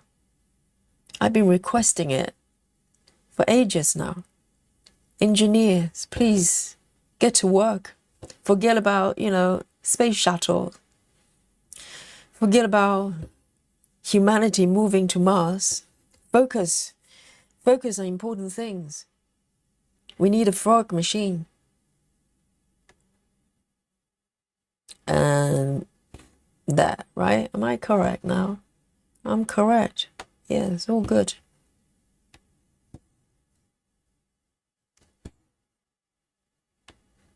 Oh, crisis averted. Crisis averted. All good. Yes, thumbs up from Lona. And Laura, put that away, okay? Put that away. I know it's fudgy, but still, we're not in the F territory. We're in the R territory, reverse stitching. Okay, different.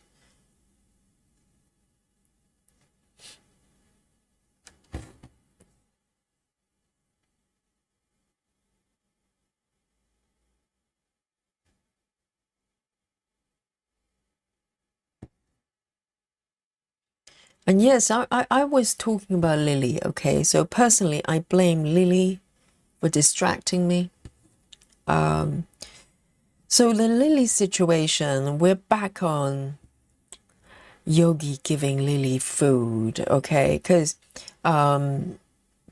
first of all, the reason I decided not to provide food for Lily was because I was hoping Lily would go, move to another territory, maybe even find a home that, I think he needs to go to a home that's got only one cat because he's very, very hostile to other cats. So I've been trying and trying and trying, and Lily just would not move on. For some reason, he's just so determined. He's literally stalking this house. And so I got to the point that my neighbor was complaining because Lily was meowing so much and crying all day, all night. And also she kind of prompted something that I have not thought about. For some reason, for me, Lily looks fine. She looks, I don't know, because I check on him from time to time, just checking for injuries or visually, and to make sure he's not losing weight or anything like that. He looks fine to me. But my neighbor actually sent me a text yesterday and go, you know, the cat has been meowing a lot. Do you want to, you know, just check on him, making sure he's not starving or anything. I don't think he's starving. He may have lost a little bit of weight. I don't know. Maybe it's not easy to find food. And that just got me really worried now. Even though I look at him today, I had a little, you know, I stroke him and just check his body. He looks fine. He's very, really muscular cat and a lot of muscles. So I think he's fine. So my neighbor, maybe, you know, she's not very familiar with cats. So I think Lily's fine, but I'm starting to worry that maybe Lily's having trouble finding enough food. I'm just worried. So I've been starting to give him some food since yesterday, and he just seems, you know, he's just eating everything. So Janine says, I think the box you're working in is too big. It's easy to get lost in. Yeah, but Janine, this is part of the challenge. I know I can just do 4, right? But what's the fun of that? Janine, I know. It's quite big. It's 5 by 5, even though the top row it's got half the blocks, but it's quite big. But it's part of the fun, because when I finish it, this whole area will be finished. Clearly. Okay, so I'm gonna unmark this one because I've got 7 stitches of this to go, but I'm gonna correct that stitch first and remove it. Okay, it's this one, isn't it? That. Am I good now? Yes. All good now. So I have to think about what to do with Lily. I've been calling the animal shelters today with no luck, pretty much. They were inundated, and because Lily is not an urgent situation, they're not able to help at this point. So I have to come up with something. I'd love him to have a lovely home, even if it's not this one. But or maybe I just need to change the color of the cross. I think the color of the cross in the middle is confusing me a little bit, because it kind of blends into other colors. Maybe purple. Oh, but then there's some purples. I don't know. I'll keep it red.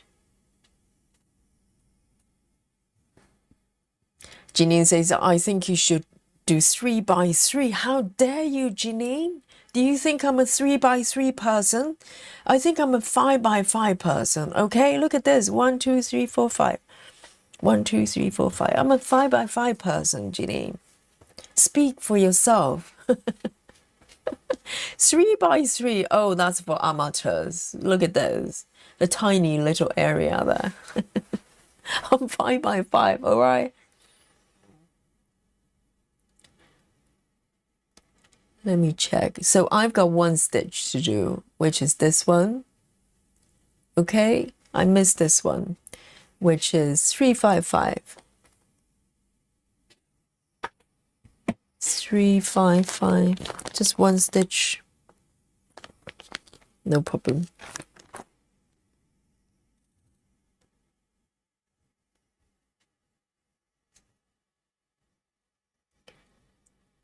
So I don't know whether you have any advice in my situation, because there's no guarantee, even with, because Lily is clearly not neutered. But even with neutering, I doubt very much the aggression will go away, because he's very, very, very dominant. I constantly hear him fighting with neighboring cats as well.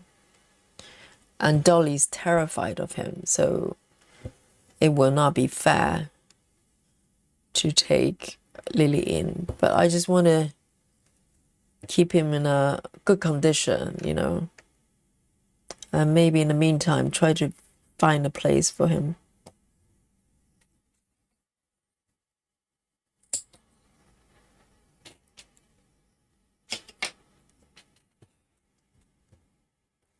Janine says, you're calling our alien stitcher an amateur. You? Are you an alien, Janine? Are you in the alien territory? Have you got a badge from Sarah? 355.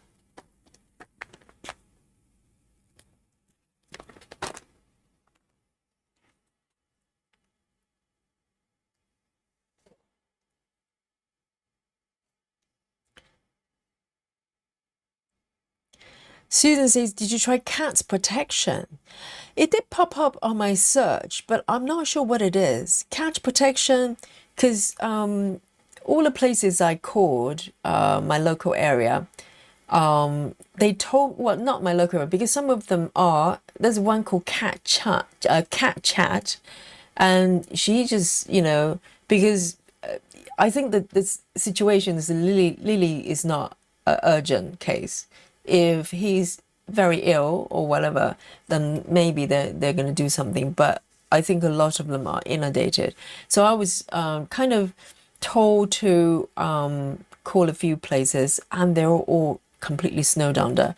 And I can try cat protection, but yes, I think generally it's better if it's very local, because they probably have more capacity to deal with, that area. ISPCA, I'm definitely not going to call, because they put down animals willy-nilly. It's a very commercialized area, charity, even though it's the biggest one. So I do not trust them. And there's another shelter here, which is kind of biggish as well. I think I need to go local. I need to go very, very local in order to find something. But I'll have a look at cat protection. I'll see if they can do something. Hey, Captain Squirrel. So thank you, Susan. Yes, because it did pop up on my search. I just have not looked into that. Okay, I've got 7 stitches of 647. Yes, it's it just sounds like all the charities, they're just completely, packed and inundated with animals.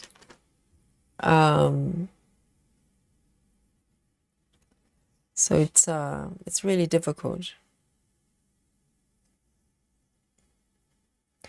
Lindsay, proud of you. Thinking of Lily would worry me. Also, if you have tried the ISPCA. Yes, Lynn is not a fan of ISPCA as well. Yes, ISPCA is the biggest charity organization for animal welfare, quote unquote. But, like all charities, once it gets really big, it just turns into a money-making whatever it is. And there's stories coming out of ISPCA. I don't even want to know, really.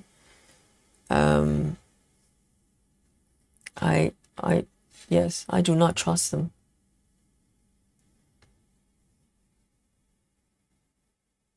Laura says, all my nearest shelters are all kill shelters. Oh, that is so sad. Yes, the ones I've called today that I personally know, they actually help animals. That's why the capacity is, so full, because they don't do anything like that. They try to either release them back into the wild, or they try to give them a shelter and get them adopted.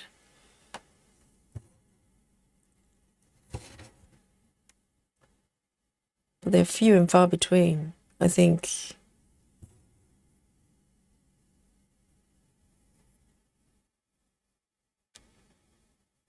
Oh, Janine says Sarah, who uses 3x3 blocks. But Sarah doesn't do, I think Sarah does no gridding cross country, doesn't she? Does she do block stitching? As in min to max? But then if you're an alien, you can do whatever you want. She can probably do 10 by 10 blocks. It would be okay.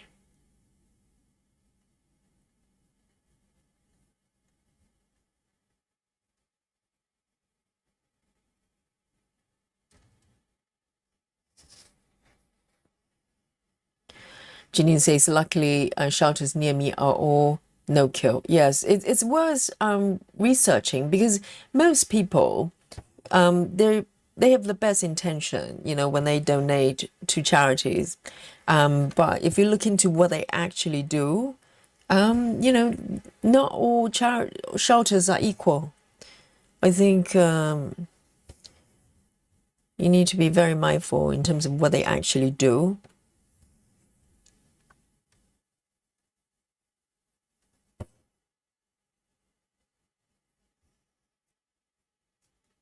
Ah, so that's why Laura's got 19 cats. Laura, so it's a shelter. Laura is actually running a shelter. Laura's got 19 cats, Chad. And yes, hence Laura says, hands up, hence why we keep all the kitties. Totally, Laura, that is amazing. That's amazing what you're doing. I wish I could keep 19 cats.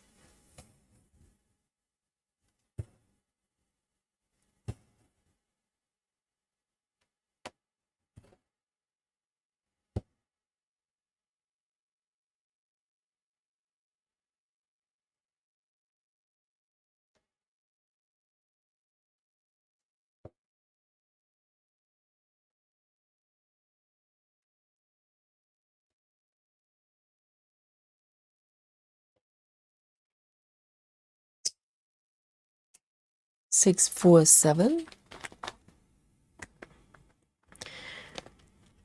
And the thing is, with Lily, up to this point, to be honest, up to the recent development, I think he's been doing quite well. He's a feral cat, but he's quite sweet to people, to me, you know. So he's not feral in the sense that he cannot be with human beings. I think if I took him in, he would be very happy here. But the thing is, you know, he's so aggressive to other cats, and but up to this point, because I have known Lily for a few years, and he's been doing quite well. To be honest, he always looks really strong, really healthy. So he's got places to go. He's got places he can get food, and he's happy just roaming around, because a lot of, you know, feral cats, and they've never been house cats, they're happier when they're out there. Because in our mind, we're kind of thinking that they should be kept at home, you know, being cuddled. But some cats are just happy being out there. That's the best place for them. So it's about finding some way to you know, so he's got all the freedom that he's got, but at the same time being taken care of. You know, it's kind of tricky.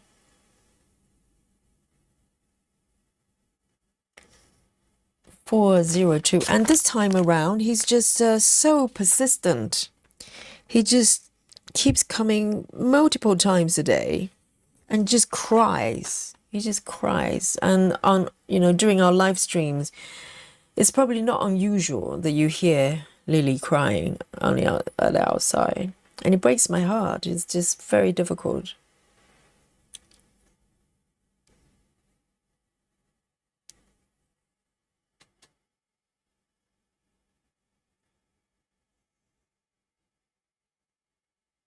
Oh, what's up now? Have I done something again? What's happening today?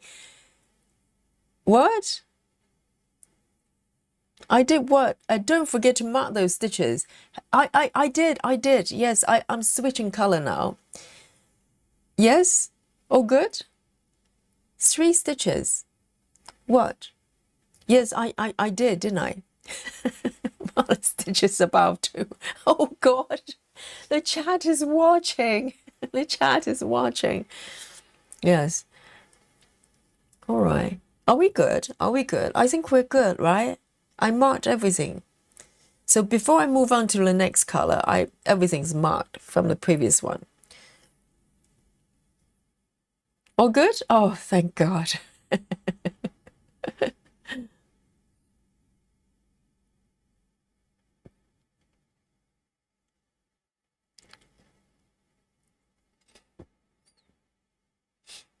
Janine says our shelters really advertise the animals who've been there for 180 days or more. Yes.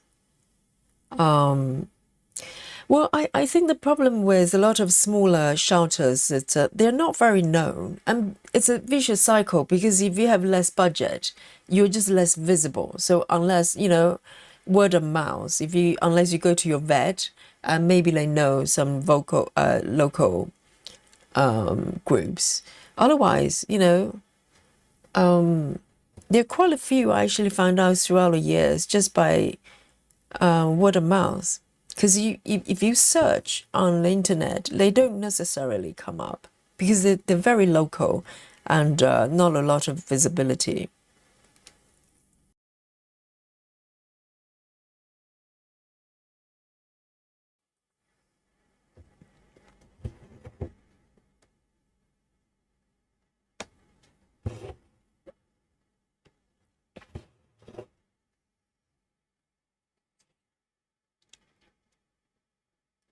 Sarah says no mean to max, but sometimes focus on block area using pattern keeper grid. Ah. But Sarah can do any number of blocks. Probably doesn't matter. Well, I know I can just do, 3 blocks or even 2, right? But what's the fun of that?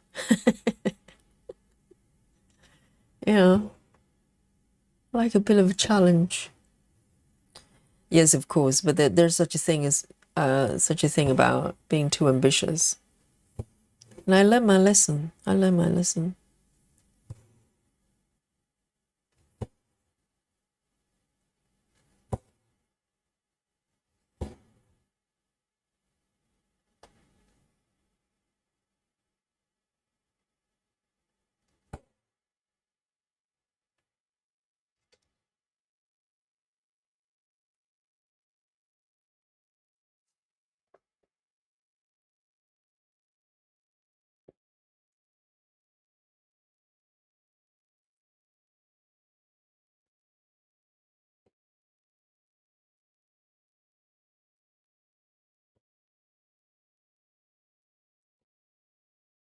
I'm gonna keep looking to see what happens.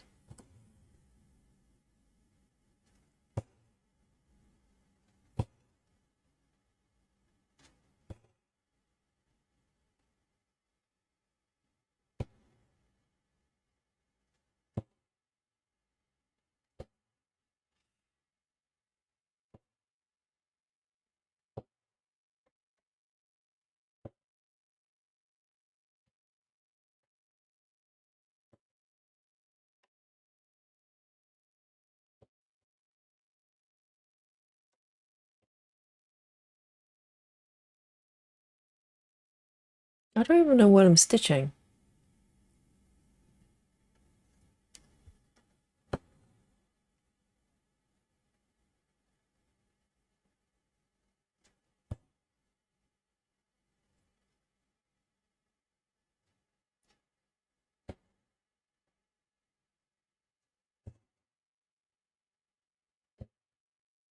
Oh, and by the way, I did mention that this Friday we're gonna have a stream as well, didn't we?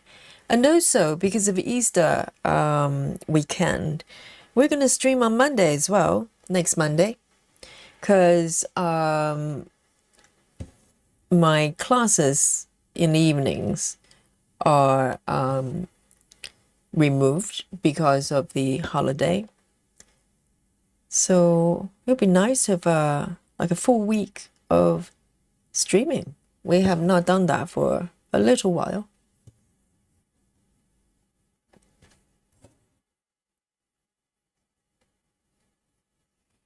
I remember when I started on the channel, I went maybe more than 30 days. My goal was to, hang on, am I correct? I spotted it, okay? 2, okay, those 2 are correct. Here, okay. Because the challenge I had to myself was to stream for 30 days every single day. and see what happened. And I think I went over. I can't remember. Maybe there was one day that I went AWOL because I had to do a emergency cover, but my stream was already set up. I don't know whether you guys remember it. Those regulars that been here from the beginning. I think there was one night I disappeared, and my stream was there set up, but I wasn't there. I was teaching.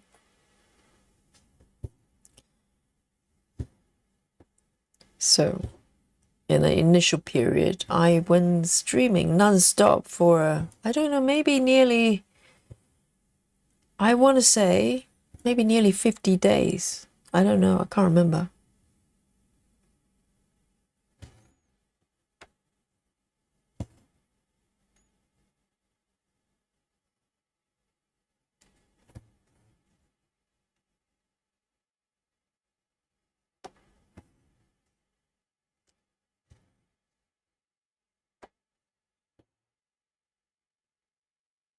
Two.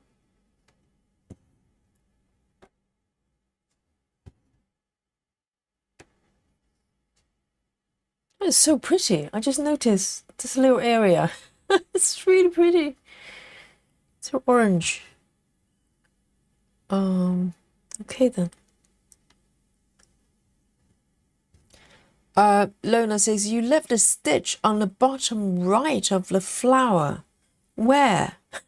Lona, do not lie when you say your eyesight are failing you. No, that's not true. Let's see. Let's review the situation. Okay, we've got these two done. That's fine. Far bottom right of the flower. Is this the flower? Let me just undo this. Bottom right.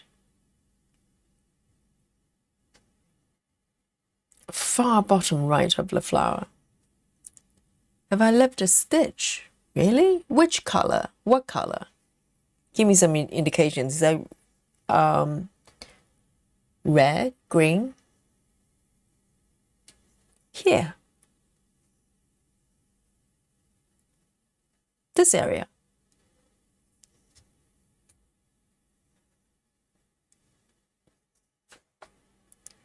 One, two, three. Put the color back in. You mean the last color? Oh, this one. This one. Is it missing here? What's the situation here? Let me have a look. There's one stitch. And there's, oh, this stitch I haven't done because this color I'm not done yet. And I've got one, two. Okay, Jeanine, you have a point. Okay, it is a vase area. That one. Oh, those two I've done. Those two I've done. Okay. Yes, I have not done this because I'm not done with this color yet. And you're quite right. I should have taken that, done that one because it's kind of on its own over there. Lona's watching. Okay, guys. Yes, so I've got 32 more of this color to go. So hopefully, Jeannie's like, I told you so. I know. But I like pain, okay? I like to cause pain for myself. As part of the pleasure. Yes, because now when I try to find stitches, literally, I feel like I'm traveling around the I don't know, galaxy, because I can't find anything. That's okay. I will take care of that one first. How's that? Just get that out of the way.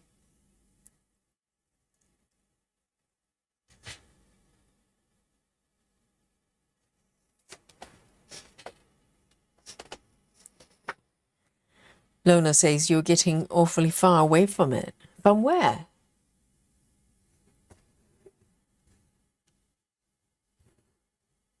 Well, I need some encouragement, okay? Can you go, Yogi, go. Yes. 10, 5 by 5 blocks is just not big enough. Next time, go 10 by 10 because it's just more fun. And you can do it, right? You can do it. I need to hear that. Okay, over here. So I take the thread all the way down here, which is kind of a long distance, but it's okay because it's not very stitched just yet.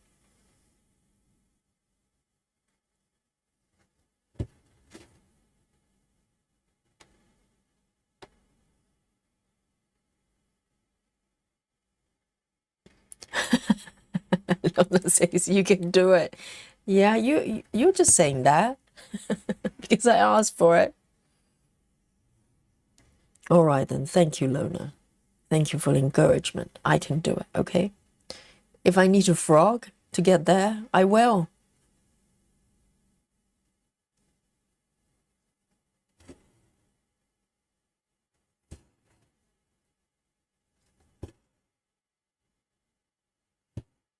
Oops.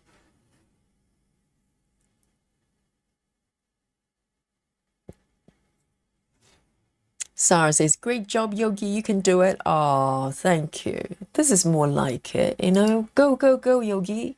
And you can do it. 5 by 5 is nothing, okay? And 3 by 3 is for losers. And you are not a loser.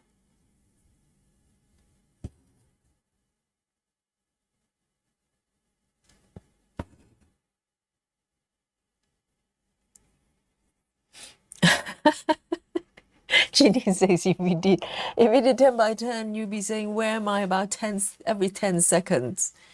Oh, Ginny, have some faith in Yogi.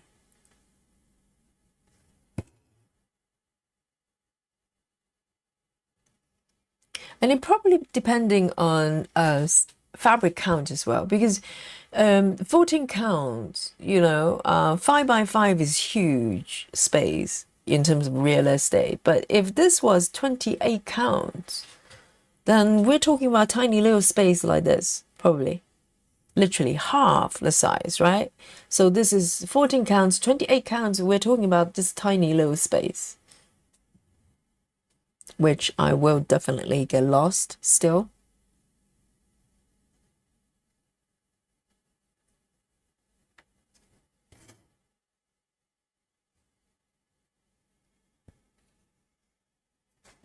Hello, is it Diana? Great to see you. Janine says, I don't want to steer you wrong, just to make you feel good. Why not, Janine? I love delusions, you know.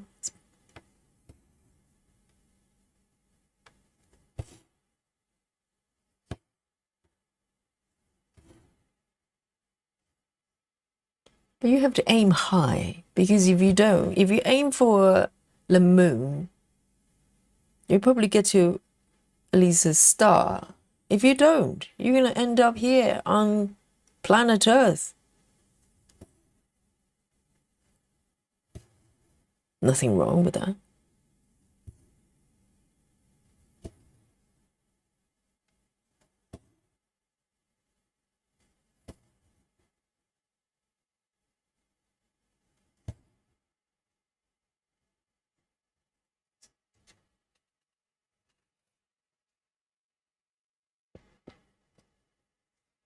Lona says, I trust Yogi would design that Where Am I t-shirt. Yes, it's being crafted as we speak, okay?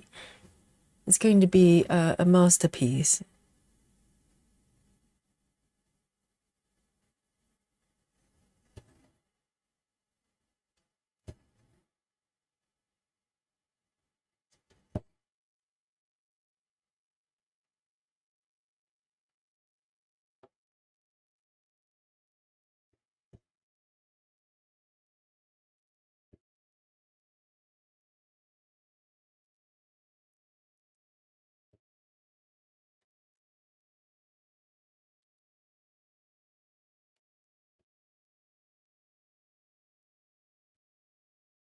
I just love how colorful this is.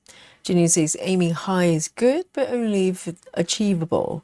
If not achievable, you're heading for frustration. My quote for the day. That's why we don't have Janine's quote, okay? We want Sarah's quote, which is a lot more uplifting and optimistic. Yes, there's no limit, okay? Do you not, Janine, you know the song, right? There's no limit. Do not self-limit. If you tell yourself you can only do 3 blocks, that's where you are for eternity.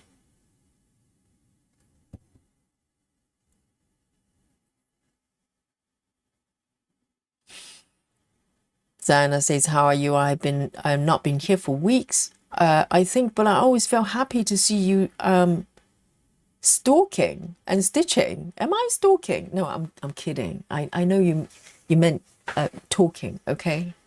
But I probably do a little bit of stalking as well, you know. No, actually, the chat is stalking Yogi. Every little mistake I make, they can see it. Oh, let's have a look. That one is done. That's interesting. Is that, yes, that's the right color.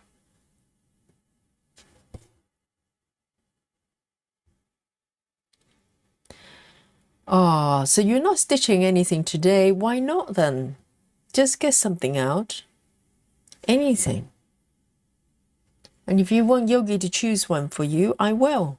I've got this magic will of hope that I help stitchers when they're lost.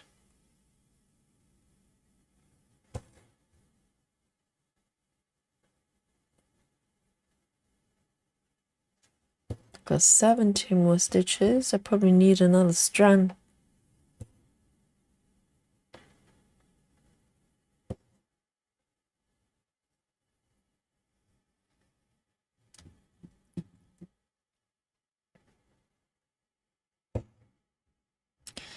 Oh, Susan.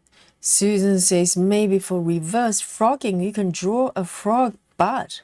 Well, Susan, this is why, you know, I'm the designer, okay? Susan is very good with making cards and they're adorable, okay? But leave the illustration to me, okay? Frogging to a frog butt. It'll be censored.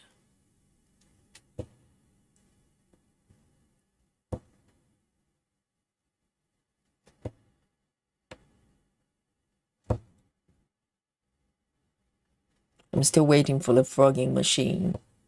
The frog machine.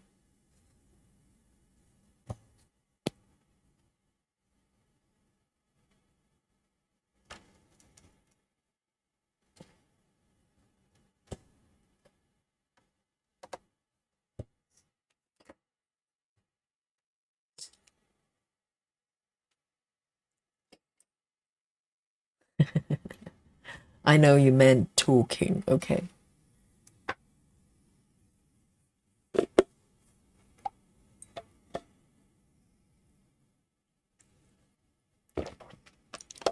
Kristen. Hello. Kristen's making a new necklace today, and by that, guys, you know what that meant. It means Kristen is going to do tiny stitches again. Oh, brace yourself, guys. Brace yourself, chat. I think today, for this necklace, it's going to be 87 counts. 87 count fabric. Kristen's going to be stitching, all right? 14 more stitches. 402.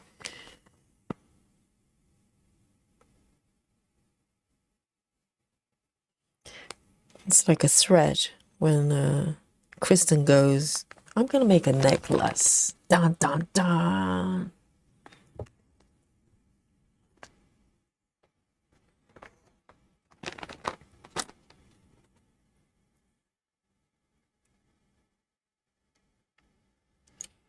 Laura says 3 by 3 is 900 stitches, which is pretty good. 5 by 5 is 2,500 stitches, which seems huge.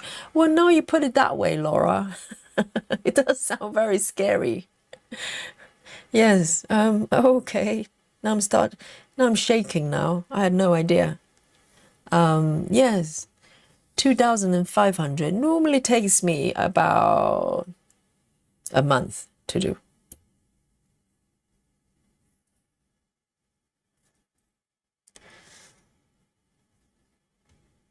Lona says, I'll be stitching and not paying much attention if I don't have a cat sleeping on my arms again. Would you rather not point out the mistakes?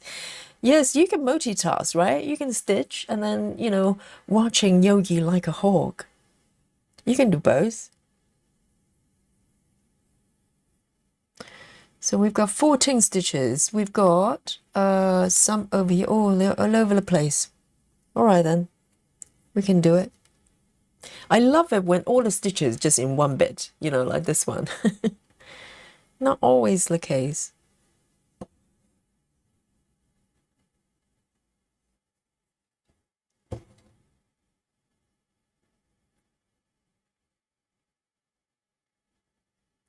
Oh, so Zana is studying. All right. So tomorrow, Zana's have an entrance exam for my master's degree. I won't be doing anything the night before the exam. I have to wake up in 4 hours to get ready. But you're here, aren't you, Zana? Because you want to. You just need... Oh, guys, can we send the best wishes to Zana for the entrance exam tomorrow? And, best wishes to you. You can do it. Janine, please stay silent, okay? Janine's gonna come up with something that is probably not very encouraging, right? So Janine, stay silent, and rest of us, please wish Zana the best luck tomorrow. Actually, you do not need luck because it's gonna be just fine.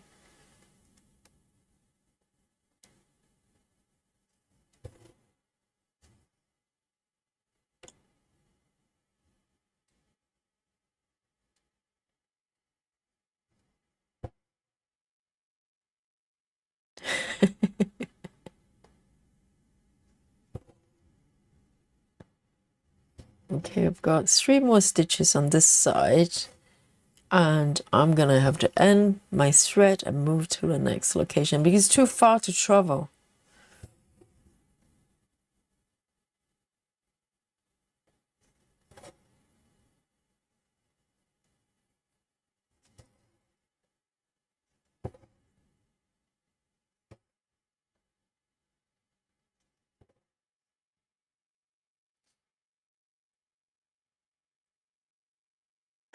And see you later, Lizzie. Have a lovely rest. It is late, okay, in the UK.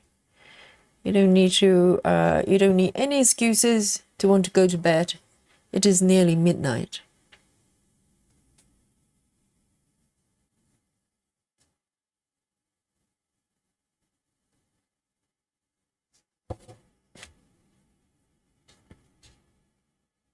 We're all the way up there. And it's a vast area when it doesn't even fit on the screen. It's like I have to zoom out in order to show you the stitches.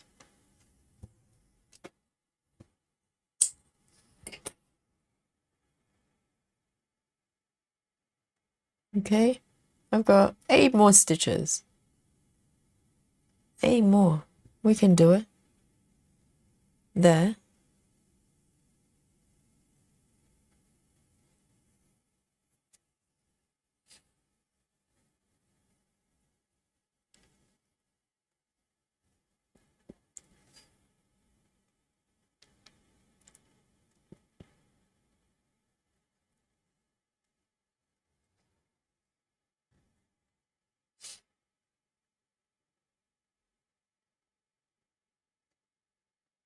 And Zana, what kind of topic? Well, what master degree you're doing, if you don't mind sharing?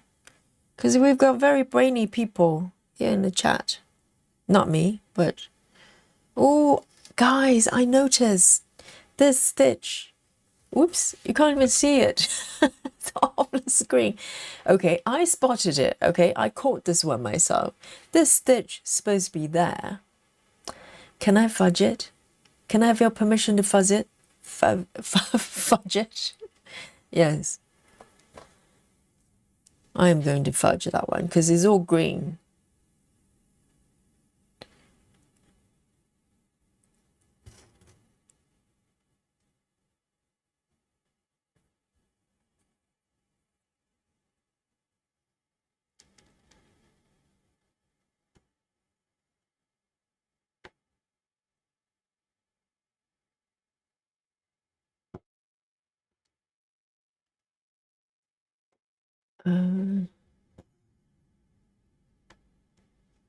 No, Lona, put that away.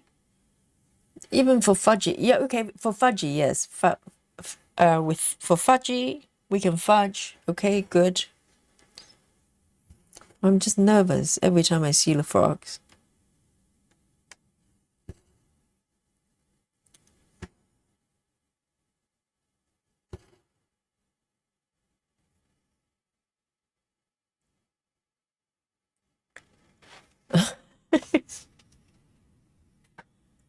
I can fudge, right? Thank you, guys. I think it's fudgeable. It's just a little bit.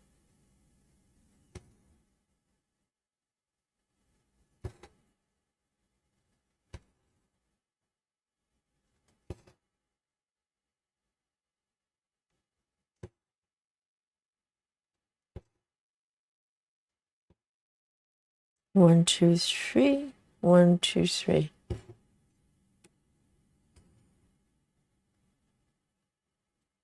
Hi, Needles. Needles, I want some chocolate. Yes. Whenever you need chocolate, go for it. This is how we roll. Chocolate is not just for chocolate time. Chocolate is for any time.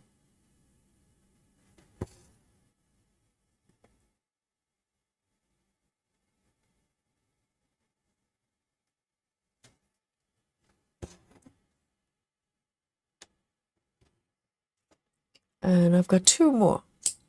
Two little ones on the right hand side.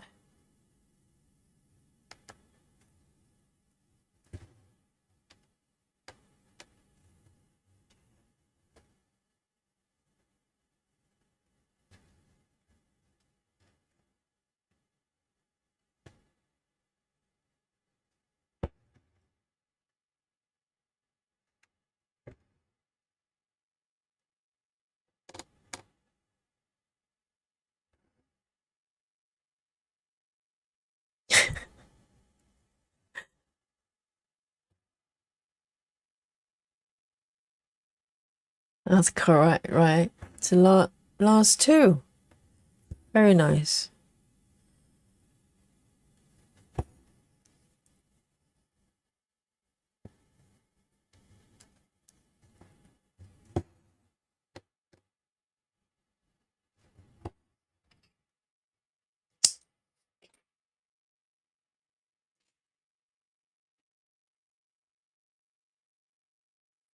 Look at this. Oh, 152. Do I still have 152? Yes, I do.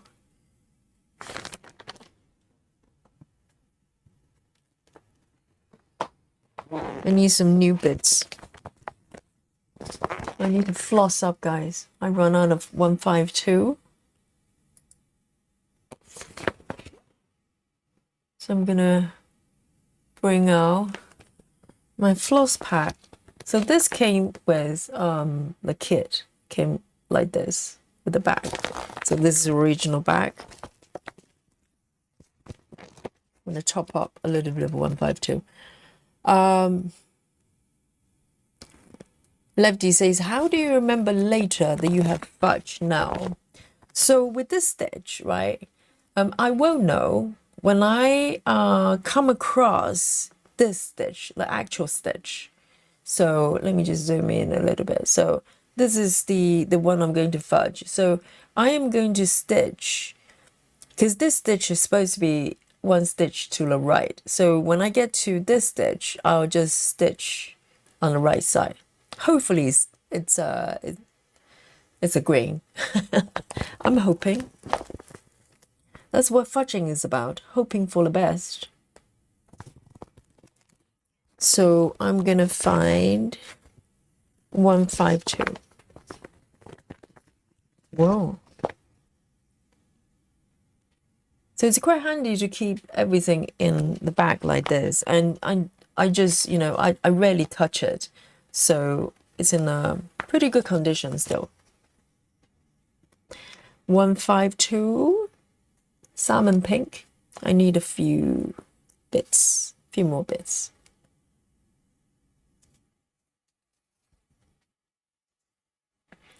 I don't think I need this much. How about we just take half of it? Oh.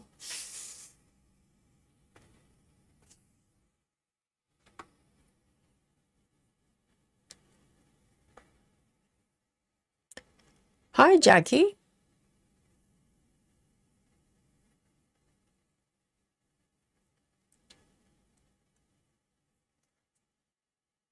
So just cut it in half.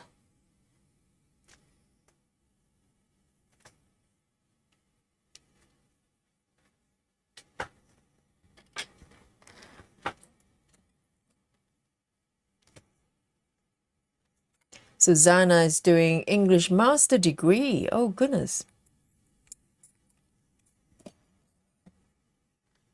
And Zana says, I'm Arab, so English is not my native language, but I'm English teacher, and now I want to pursue postgraduate studies with master degree. Wow, that's remarkable. You're going to be just fine. I think I'm going to take a whole lot. Why not? Because 152 is a very popular color, particularly on with heaven and earth patterns. It's quite a lot. 152.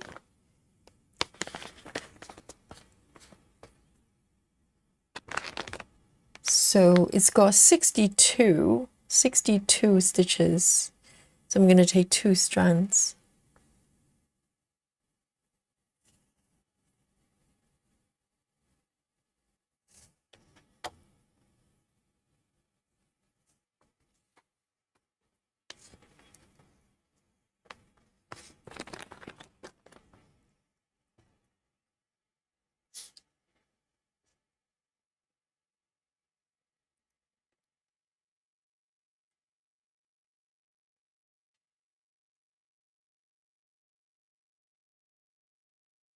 Laura says, I realize I'm working on 6x6.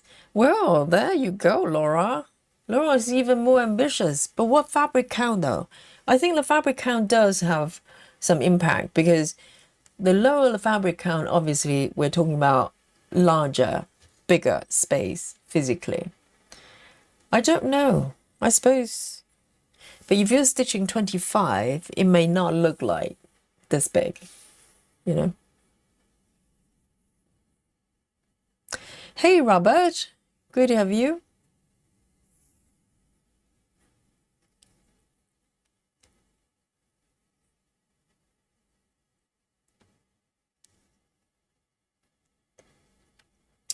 Zana says the application process is very difficult because there are only 4 vacant seats available. 2 private funded seats and 2 state funded seats.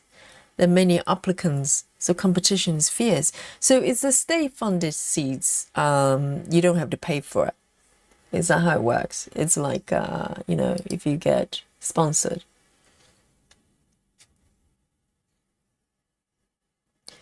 I've got 62 of this color.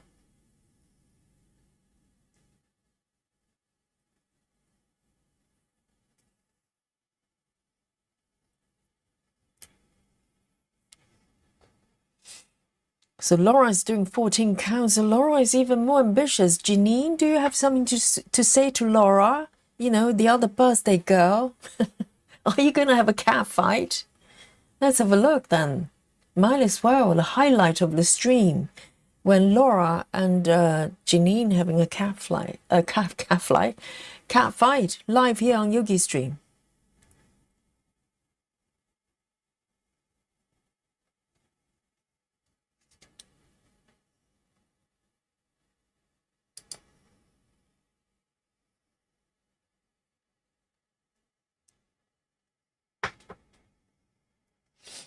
Maddie says I work in a 10 by 10 on 18. Maddie, but you're an alien. Maddie says, but that's because it's just easier for me to count. I actually get confused sometimes if I try 5 by 5. Maddie, we're talking about blocks though, not stitches. So currently I'm doing 5 blocks by 5 blocks, which is a lot of stitches. So rather than actual stitches inside a block. So are you doing 10 blocks by 10 blocks? Is that what you're saying? Janine, you're such a liar. Janine's like, way to go, Laura. I do not believe you, okay? This is like, Janine's like going, yeah, way to go, Laura. She probably just turns around and start laughing. We know you, Janine.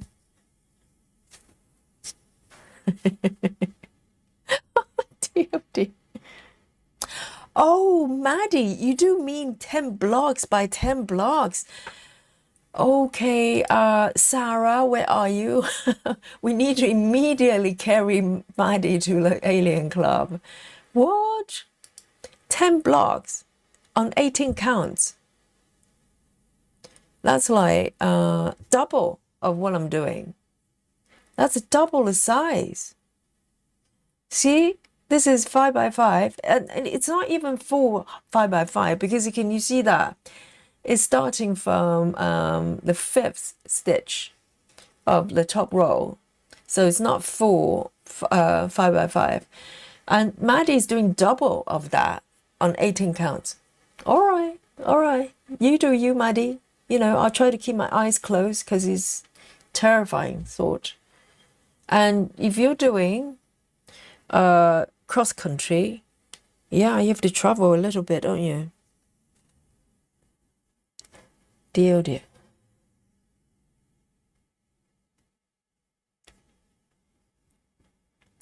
Hi, 8 moon faces. Is that Misty? Have I remembered correctly? 8 moon faces. That's a great name. And welcome. Laura says, my husband asked me if I'm fighting. Yogi's just inciting violence. I know, the channel is going to get banned, aren't we? Yes. When you come back tomorrow, you're going to see an arrow sign. The channel has been banned. Someone is probably reporting, Yogi to YouTube. Inciting catfight on the floor, on a Stitch With Me channel. Oh, which is just not acceptable, is it? Have mercy on Yogi.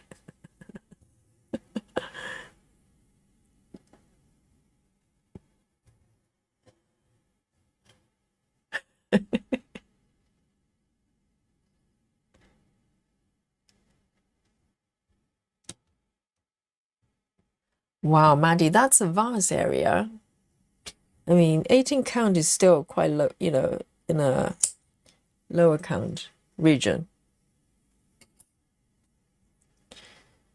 So So are you doing color completion then, Maddie, or are you just cross country within the block? Because if you do cross country and you do it from top down, for instance, it's probably not that bad because ultimately it doesn't matter what area you're working on. You can some people work within like a page area.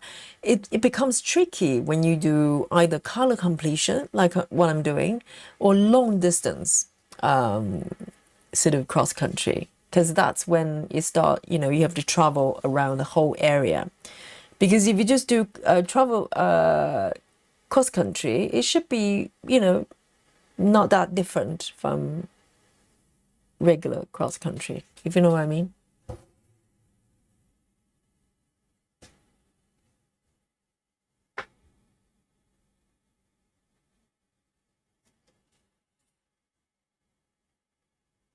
Laura says, I work cross country by page on traveling library 18. But Laura, as I said, if you're doing cross country in a regular way, it probably doesn't matter whether you're working within a page or not. You know what I mean? But if you're doing color completion, that's when, it becomes a thing.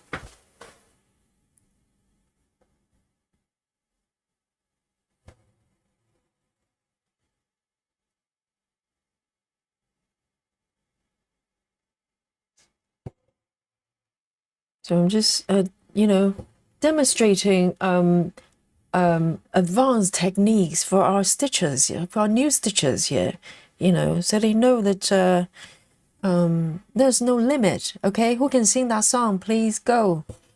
And there's no limit.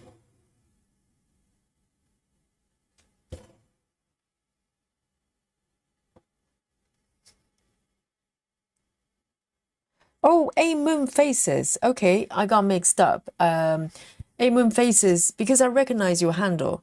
And she says, I'm fairly new. My name is Chivitz. Chivitz. Chivitz. Yes. Welcome. I got mixed up with you and one other stitcher. That's not uncommon. I get mixed up with things a lot.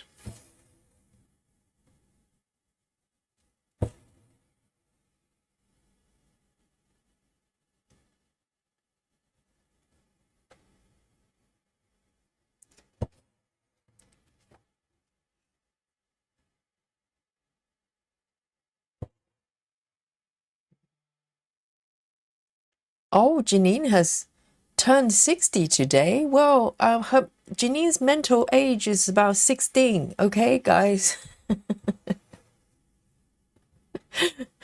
Yes.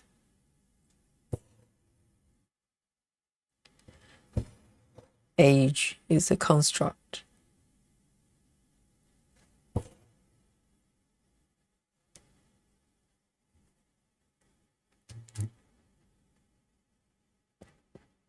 Yes, today, Captain Squirrel, today we have triple birthday. You missed the celebration. We had a huge emoji buffet, okay?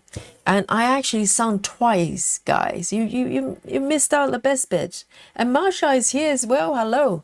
Yes, we had a triple birthday today, which is Janine, Laura, and Amanda. Today must be a really good day.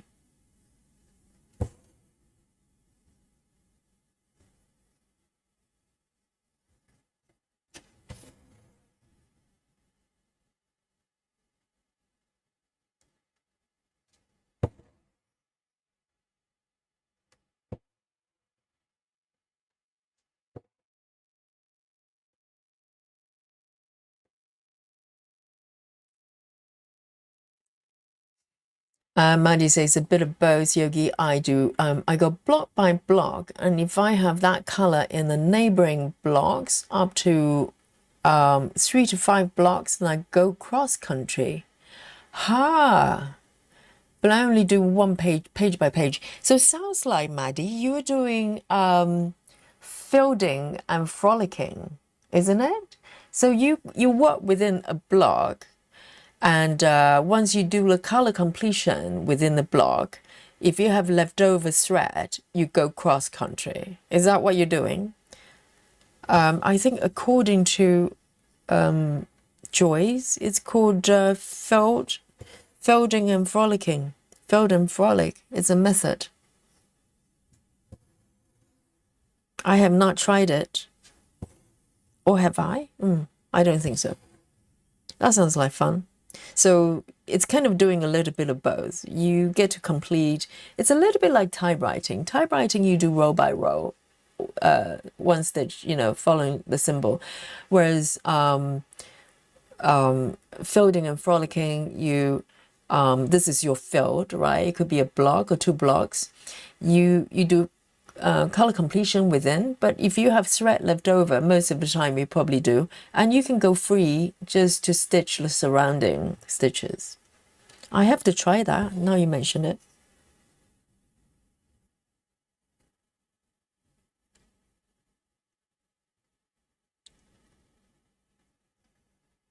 Oh, Laura is doing color complete within the page. So Laura is doing very similar things to me. I don't know what order Laura is doing, but one color at a time. Yes, 6 by 6 can be a little bit challenging, but you can do it, Laura. I believe in dreams. I aim for the moon, so at least I reach the stars. There is no limit. Who can sing that song? Go.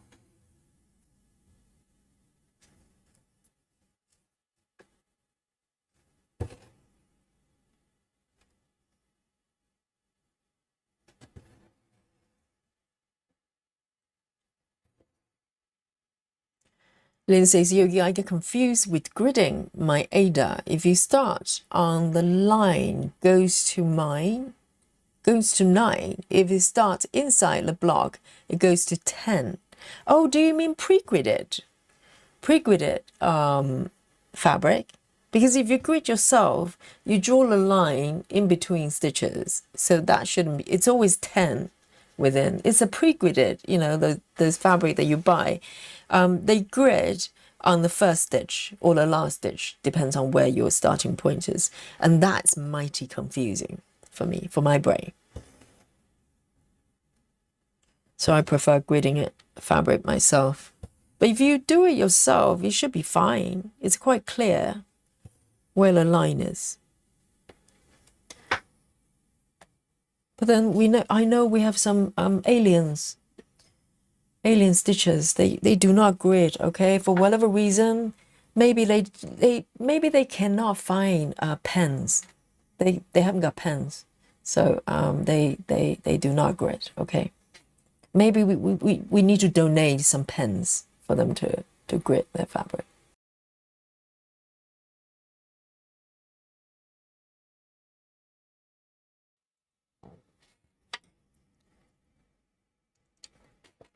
The coffee's lovely.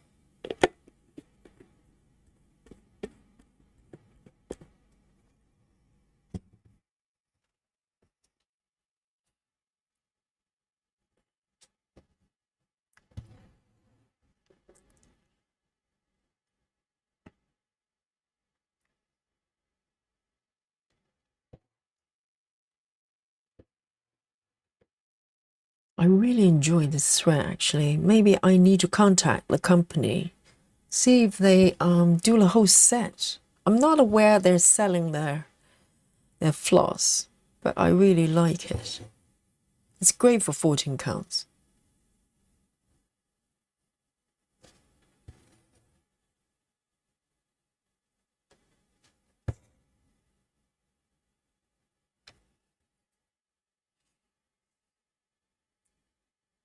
Janine says, that's true. I'm a kid at heart. Yeah, it's really juvenile, Janine. A rebellious teenager. Yes.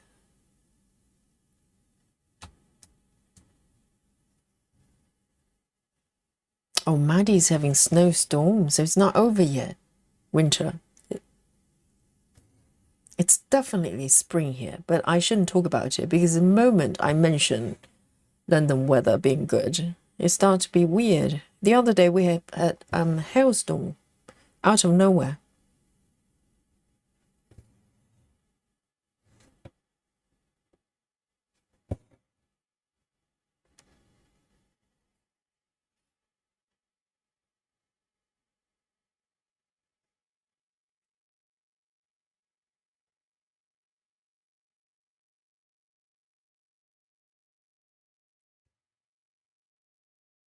Maddie, your name is Janine as well.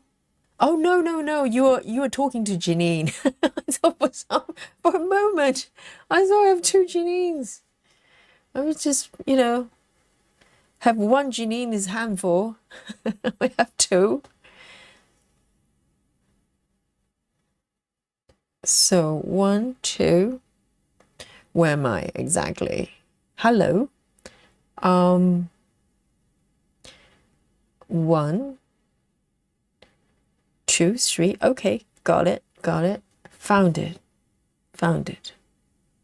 If I look up and then look down again, I lose my spot.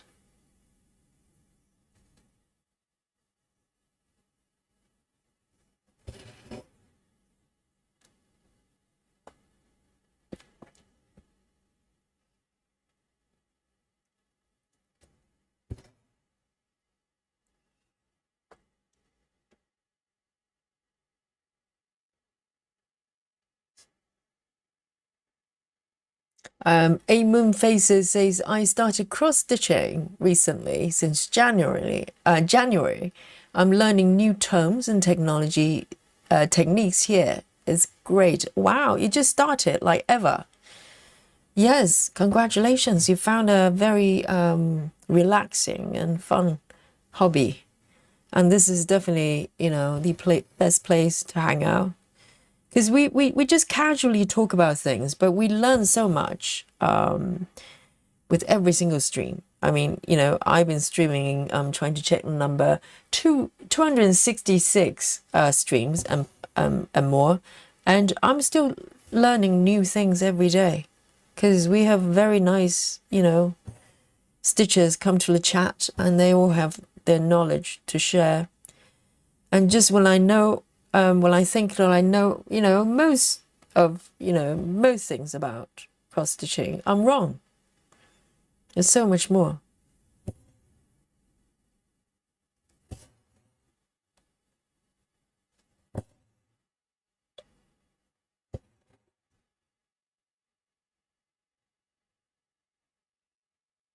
And also, what are you stitching today? At the moment, then, if you started in January.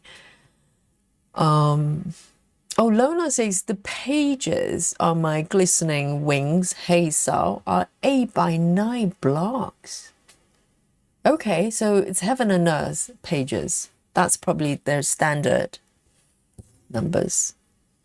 Yes, I suppose if you do page by page, but even within page by page, you really depending on it depends on what method you do, isn't it? It only matters if you need to travel around that area.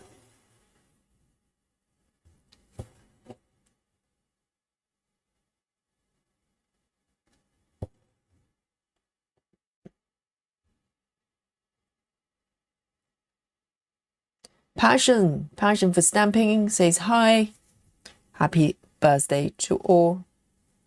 Yes, we have 3 birthdays today.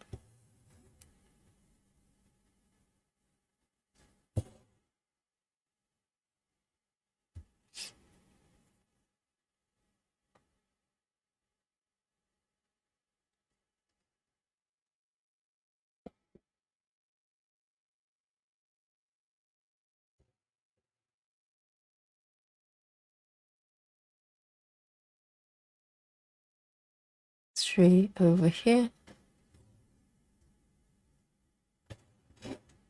This is so pretty. I had no idea. This area. It's just so fun to stitch.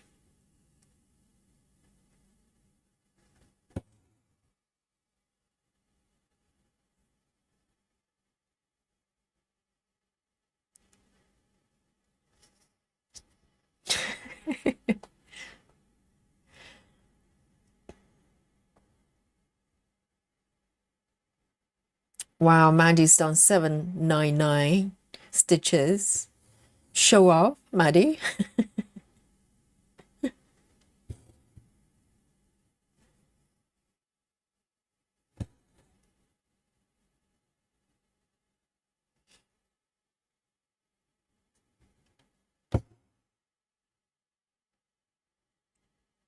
So Lona says, I grid my full coverage, but not my partial coverage. Yes, with I think with samplers, you probably don't need to grid, right? Because the fabric's showing through, and also it's not as necessary, I think. It probably helps, but it really depends. That one. And I've got 36 left with this one.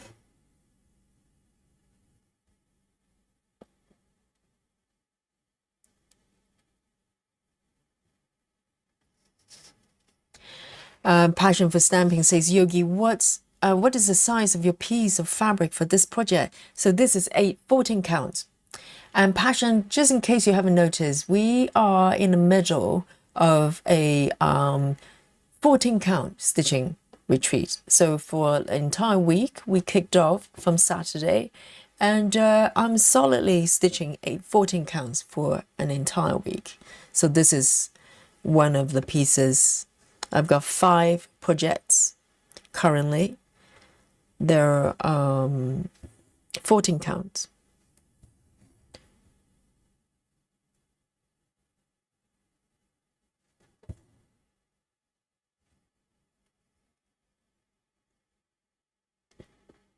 Janine says, Yogi, you know you will miss me if I wasn't there. Oh dear. Yes, of course. Janine, I'll miss you so much. Of course. Yes. And that's why, Yogi's always a little bit mad when Janine's not here to do yoga. Oh, this one, I think I should go up. Just one stitch up there. It's a little bit naughty. I'll probably do a yogi move. I do a yogi move. I haven't done yogi move for ages.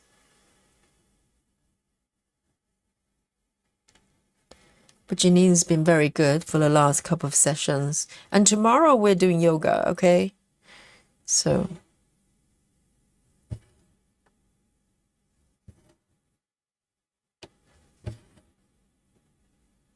this one, I am going to go out this way and do a yogi move.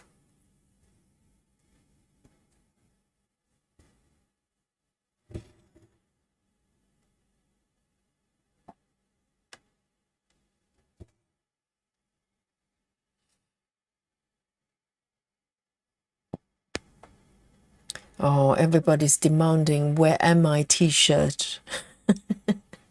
Well, but there's no good having "Where am I" t-shirt, because if you wear a t-shirt that says "Where am I," the back has better be "I know where I am," because you need to find your way back. It's no good just being lost.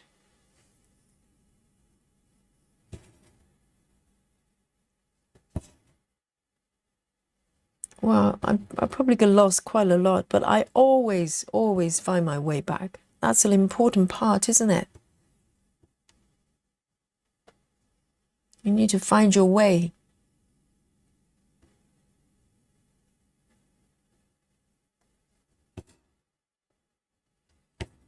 And this one may be my last color, I think. It's 26 past midnight, and also I've got about 30 stitches. I don't know if I get to do all of them, but I'll see how far I can go with this thread.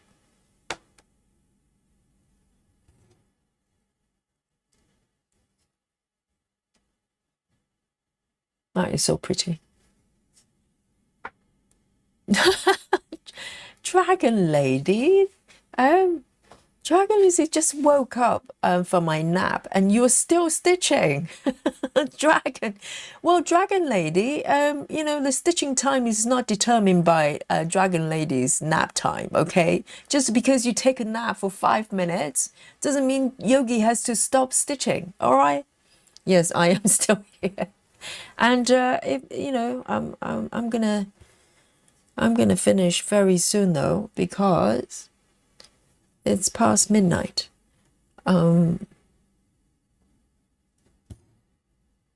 Yeah, because for most people, if you go to bed, doesn't matter if you just nap during the day. When you wake up, you feel like it's next day, right?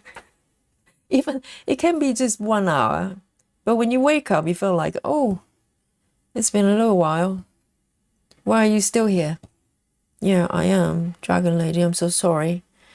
Eight Moon Faces says, I had done a bit a few years ago, but took on a full coverage the moon pattern by Maria Overa.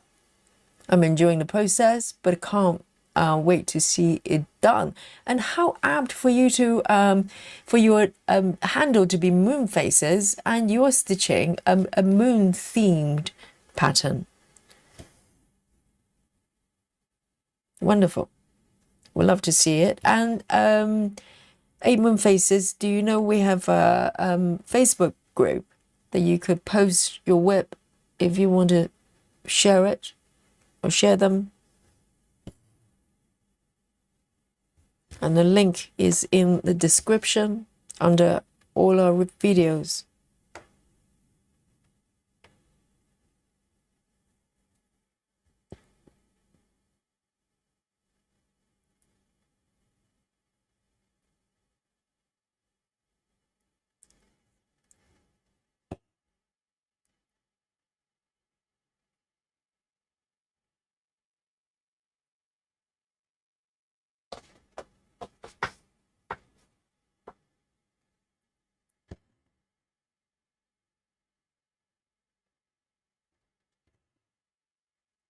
Let me double check my position there.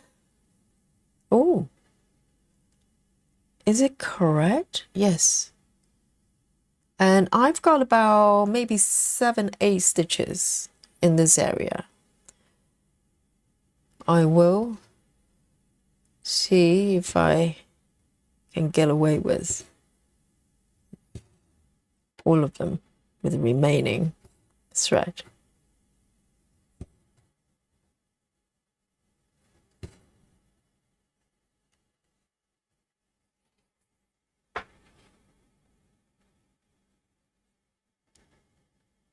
Jeannie says hubby is taking me out for dinner for my birthday to a place about an hour from here, so I'll probably miss tomorrow.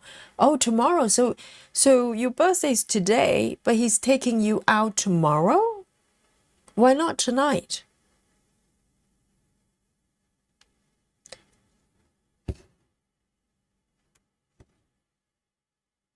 Because today is Tuesday, turning Wednesday.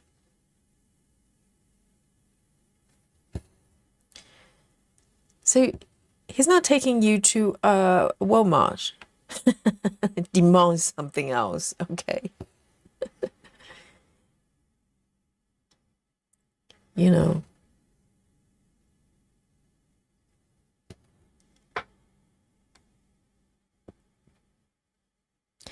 Michelle, 99. Yes. Dinner with the family. Enjoy the dinner. Great to have you. And have a great remaining of the day.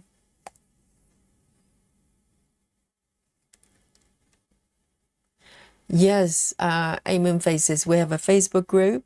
Just follow the link and join us. We'd love to see your whip. And I've got 2 more stitches. Whoops, it doesn't let me mark.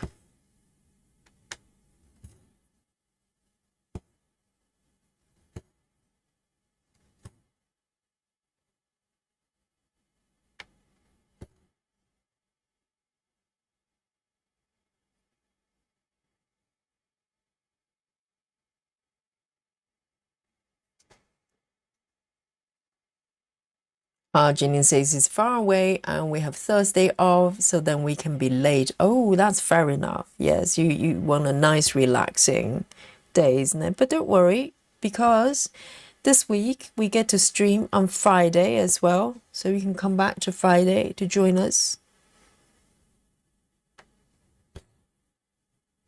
And Friday is going to be our last day of the retreat, okay? So it'll be a really great session to join. But of course, we're coming back tomorrow to continue our retreat.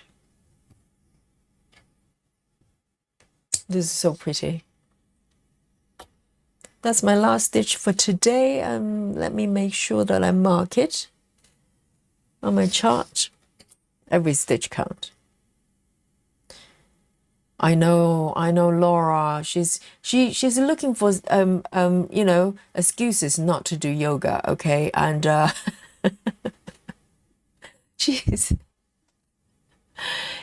yeah, she's going out for dinner, but that's fair enough. That's fair enough. And on Friday, no escape for Friday, okay, Jeanine? You're coming back to the yoga. And okay then, guys, have a look at this. So this is what I've done today for the retreat day 3 session. So this piece is called what is it called? It's called Granny's Craft Shed. And let me show you the markup. If you've never seen this one before, it's so cute, isn't it? And you might be wondering where I am. I am just on the left side of, oh, I know where I am now. Oh, no. Yes, I'm just stitching outside the window. You know the water feature there, the little water fountain, and I'm on the left side there. Now I know what I'm stitching. I'm stitching that bouquet of flower, like a bunch of flowers on the left there, with the red bits sticking out. Now I know why it's so colorful, because I kept thinking, what am I stitching? So I'll show you on my app there.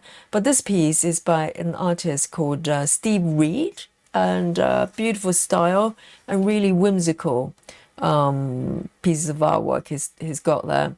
And there are a couple of them that are being converted to patterns as well. Maybe I'll get them at some point. And yes, so let's have a look. Let me show you my iPad here, okay? Here we go. And just show you my location as well. Let me undo this crazy 5x5 gridding here. So can you see it? So I've got my little kitty, the 4 pages I've already done. And I'm actually moving to the top left here, and this is the area I've been working on. I mean, it looks quite a large area, and it kind of is, but you know, this is not even a page. This is less than a page, and this is where I am. So guys, are you, yes, the vase of flowers, that's it, Lona. Because a lot of times when I'm stitching, I'm not even checking, you know, I'm not referencing to the markup. I like it that way because it's kind of a surprise, isn't it? So guys, are you ready? The highlight, the best bit, okay? We have many best bits for our streams, daily streams, but this bit is the best. The highlight. I am going to share with you the number of stitches I've done, okay? What? Captain Squirrel says it's been 5 days since I've stitched anything. So are you stitching right now, or you have not yet? What's happening, Captain? What has Lunchbox done to you? And I can have a word with him. Yes, what is going on there? Okay, I am going to, so Captain Squirrel, I am going to share the number of stitches with you. When you see the numbers, you're going to be so shocked. You're going to just grab your whips, anyone, and just start stitching, okay? I'm going to count down to 3, 2, and 1. Go. Oh, there you go. The number of stitches Yogi has completed today is a grand total of 261. Yay! Very respectable, really respectable number. Okay, despite there were a few reverse stitching situation going on there, Yogi still managed to finish to complete 261 stitches. Remarkable. And let's review the captain's situation. Captain says, my son has been making me play Minecraft with him, and I've been kind of lost with stitching bug.